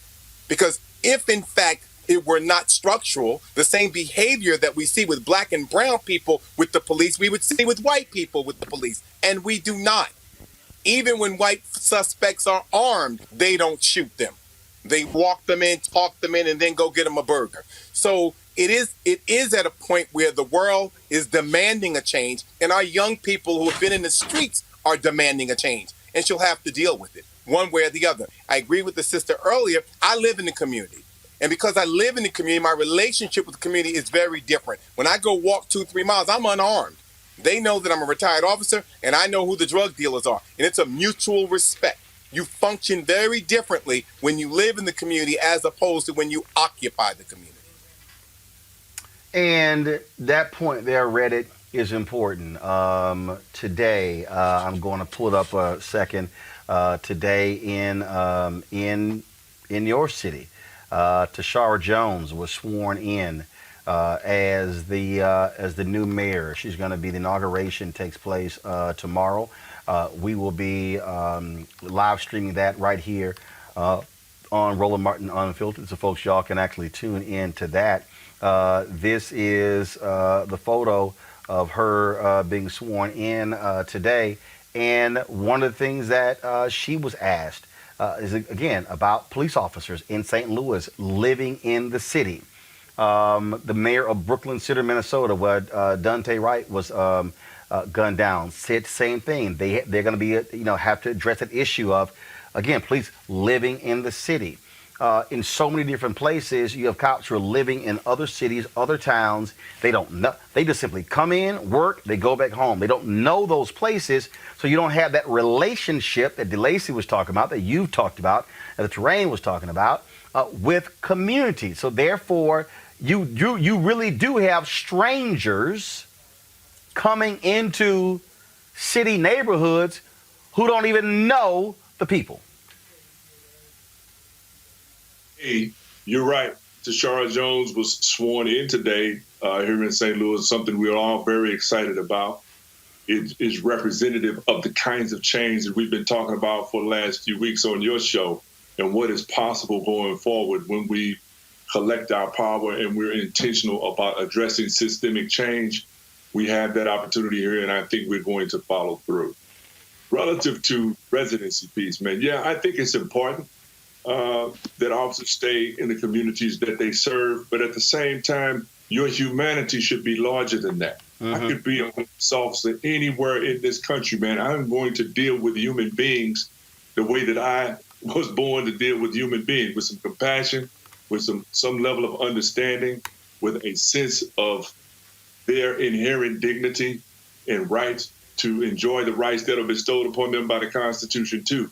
So it shouldn't be determinative that you physically are located in the community you police. What should be determinative if your responsibilities that you've accepted and been empowered by the state to act on, no matter where you are. And if you can't do that, if you can't live up to those things, if you feel that in order for you to be a police officer, you need to be able to violate people's human rights, and civil liberties, carte blanche, then you don't need this job. And if you do that, you need to be held accountable. Accountability, as I've said in the past, is the best training tool we have. The remaining officers in Minneapolis, Minnesota, have now received excellent training relative to what not to do by seeing what happened to Derek Chauvin today. Sergeant Cheryl Dorsey joins us right now. She, of course, retired LAPD, author of Black and Blue. And Cheryl, we had you on. We were talking about this very issue in terms of accountability. That's what this verdict speaks to. From your perspective, what's going through the minds of white cops all across this country now that they saw Derek Chauvin led out of that courtroom in handcuffs?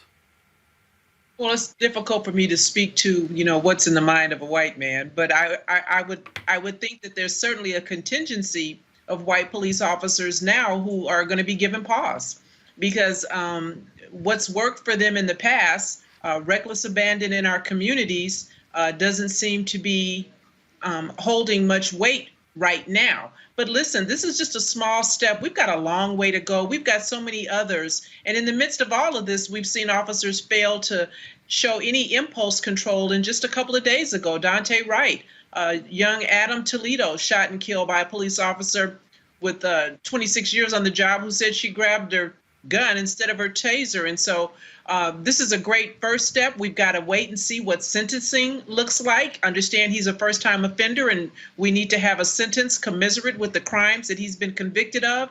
And so what we'll really be telling is how officers comport themselves going forward. This is something here that, and we heard family members talk about justice. We've heard others talk about justice. But George Floyd is still dead. Gian doesn't have a father. And so this is the reaction to the death. But it's still hollow because he's not coming back. Chauvin can go to jail for the next 50 years. Doesn't bring someone back. Yeah, and listen, I mean, we've seen some, convictions in other cases. Certainly in the case of Laquan McDonald, we saw a conviction. Roy Oliver over in Texas, who shot and killed a young teenage black child. And so we won't really know if this is going to have any resonance with police officers until we see how they comport themselves going forward. The next time they're confronted by a black man who scares them just because he is, will they shoot? Will they feign that they don't know the difference between a taser and a duty weapon? Will they roll the dice to see whether or not this was just a one-off with Derek Chauvin, and maybe they will be dealt with in a way that's very different? And so I'm appreciative of the jury being compelled by the command staff. I don't know if this is going to be the new norm or if this is just what they could not do differently in this case, given the mountain of evidence that spoke to there was a violation, this was a murder, this wasn't a mistake. We'll see. There are some folk who don't quite get this terrain and Greg Carr. The Los Angeles Raiders literally just posted this on their Twitter feed. Go to my computer.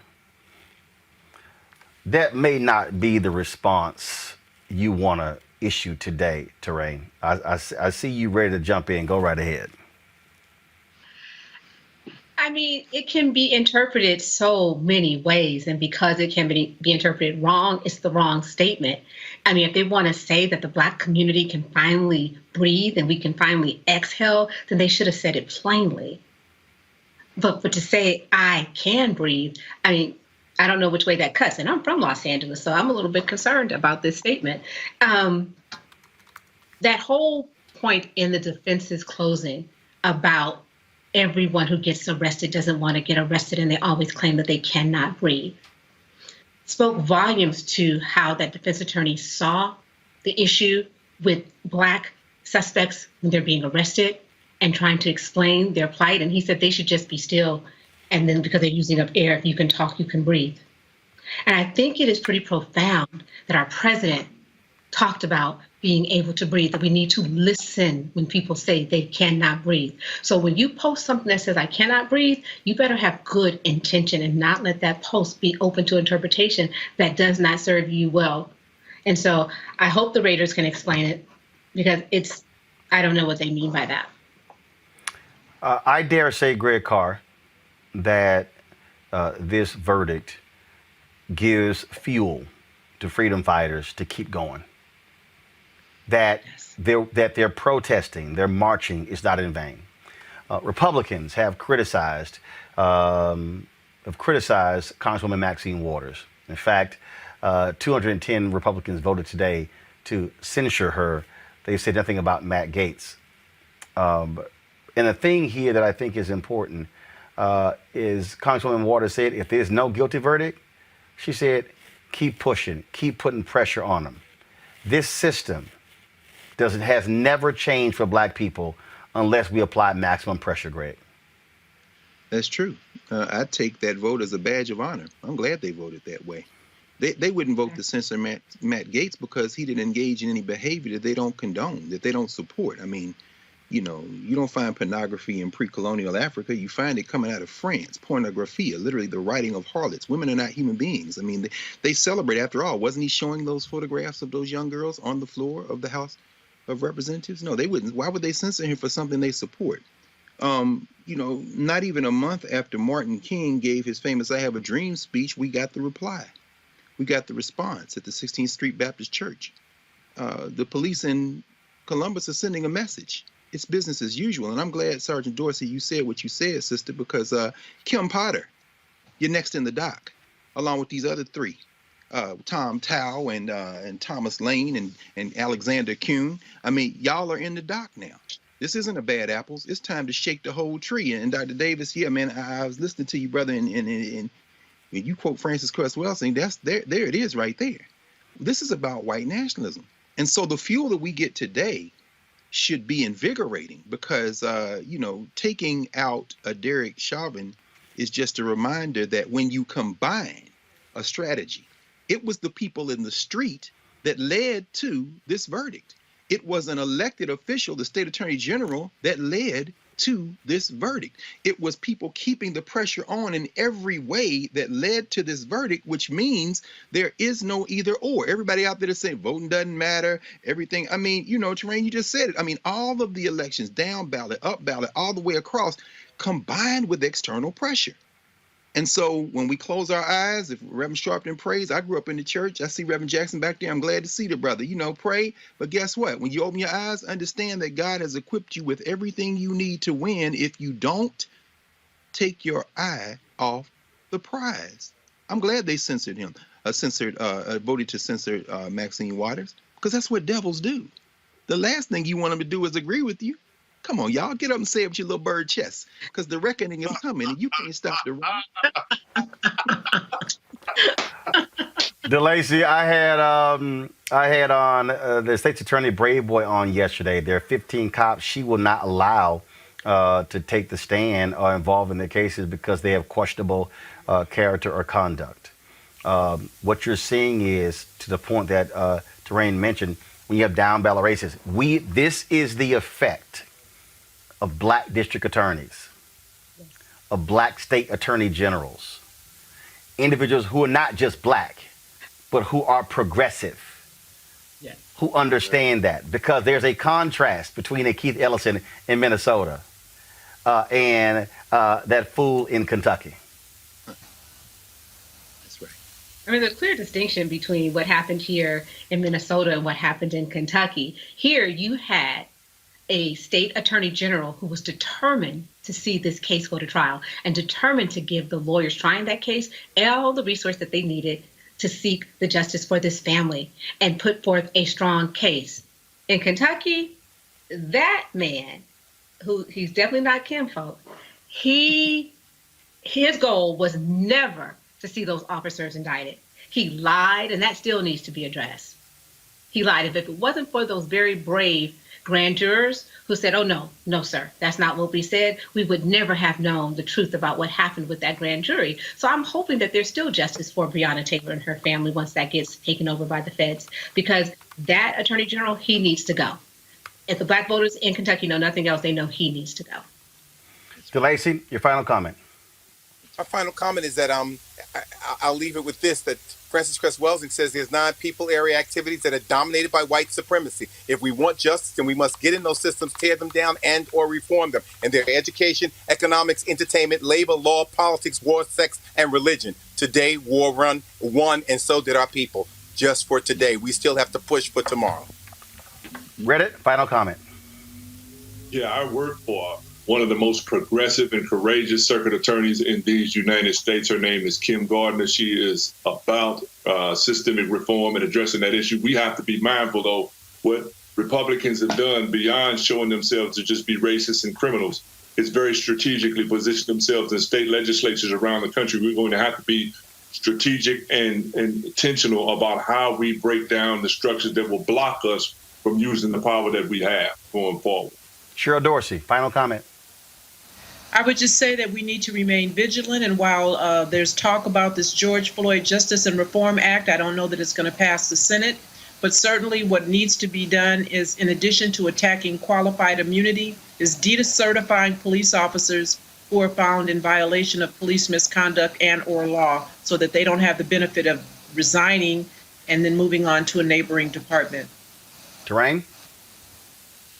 You know, we had a lot of conversation about police reform, but it's the entire justice system that needs to be reformed. We need to start looking at the judges that we have out there that are sitting on the bench. Just last week in Colorado, a judge had to resign because she was using the N-word with her staff. So she resigned on Friday. We need to look at the judges that are hearing the cases of our Black and our brown families, of our Black and brown defendants. We need to clean house in the police department. So that means we need to vote. And we need to take every election serious. There's not one election that we have that's not important. And so we have to just start really drilling that into our community. It doesn't matter that there's not a presidential election going on. It doesn't matter that we don't have a Black person on the ballot for Senate. What matters is we need to vote all the way down to the local level. Dr. Carr, take us home. No, brother, that's always on you. I'm glad to chip my 2 cents in. I listen, I agree with everything that we've heard. It's full spectrum. We have to now press the advantage. This is a moment to take a moment, and God bless the Floyd family, just like God bless Sabrina Fulton and Tracy Martin. God bless, of course, Leslie McSpadden and Mike Brown Sr. God bless all the families, including the one of this child who's just had her life taken away from her by the paddle rollers in Columbus. At the same time that we're doing that, we understand that now is not the time to rest. It is time to press the advantage. I think I might understand what the Oakland Raiders, what the Las Vegas is it? I can't keep up. Yeah. Now they're in Las Vegas.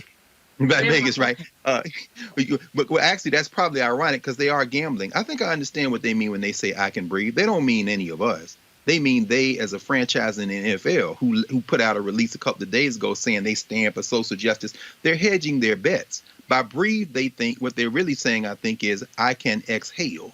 We're past it. Nah, Chief. Maybe the problem is you can breathe. And by you, I mean the corporations. I mean the corrupt elected officials. Everybody trying to stand in the way of human justice. It's time to choke the breath out of the system that enables you. So maybe you shouldn't be breathing as an entity. Maybe we need to redistribute that pain, as you often remind us, I'm thinking about Paul Robeson, as you remind us, Roland. So I think today is a day we can look ourselves in the face and say, you know what? This proves that when we are together, we can win. So now that we just punched this cat out, who's next? Folks, while we focused on the George Floyd case, to Greg's point, go to my computer, please. Literally, as the the Derek Chauvin verdict was being read, at that very moment, police in Columbus, Ohio, shot and killed 15-year-old Ma'Khia Bryant. And like in too many other cases, according to this tweet by Lacey Crisp, who is a reporter there, they say she called cops for help because girls were fighting outside her house. Ma'Khia, 15 years old, is dead. It doesn't end. So we will be covering that. I'm already communicating with Congresswoman Joyce Beatty, who is the Congresswoman from Columbus. We're literally texting right now. And she says she's on with people in the district right now. So we will be covering this tomorrow. Let me thank all of our folks. Folks, the reason this show is important, more than 10,000 of you watching live on YouTube, more than 2,000 on Facebook, folks watching on Twitter as well, because we have the opportunity to hear from Black experts, our folks. So Bernarda Villalona, I want to thank you, A. Scott Bolden, Terrain Bailey, Monique Presley, Sherilyn Eiffel with the NAACP Legal Defense Fund, Senator Amy Klobuchar. I was on the show. Davon Love, my apologies, could not get to you. We had folks like Linda Sarsour who were trying to bring on, but because of all the breaking news, the news conference and things along those lines, we cannot do that. And again, also want to thank DeLacy, Greg Carr, Reddit Hudson, all for being with us and joining with us, folks. This is why we created this platform, so we would not have to depend on others to offer the kind of perspective that we need. Thanks, Cheryl Dorsey, as well. So we had fantastic guests today on for almost 3 hours. Broadcasting today, and so we thank all of you, thank our staff for also making this thing possible as well. And so this is why we ask you to support what we do. We're independent. We don't have to ask anybody's permission to do what we do. We get to cover this from our perspective. And so if you want to support what we do here at Roland Martin Unfiltered, please join our Bring the Funk fan club. By going to Cash App, $RM Unfiltered, PayPal.me/R Martin Unfiltered, Venmo.com/RM Unfiltered. Zelle is Roland at RolandSMartin.com, Roland at RolandMartinUnfiltered.com. You can also send, of course, money order to New Vision Media Inc., 1625 K Street Northwest, Suite 400, Washington, D.C., 2006. Folks, again, thanks a bunch. Please keep the George Floyd family in your prayers. Even though there's a sigh of relief from them, you saw those tears of joy of the verdict. They still don't have their brother, their father, their lover, their cousin, their uncle, their friend. And so we certainly remember him, and also the so many people who have not gotten justice in similar cases. That's it for us. Thank you so very much, folks.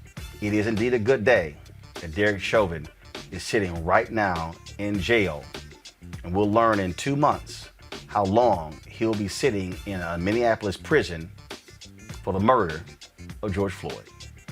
We'll see you tomorrow.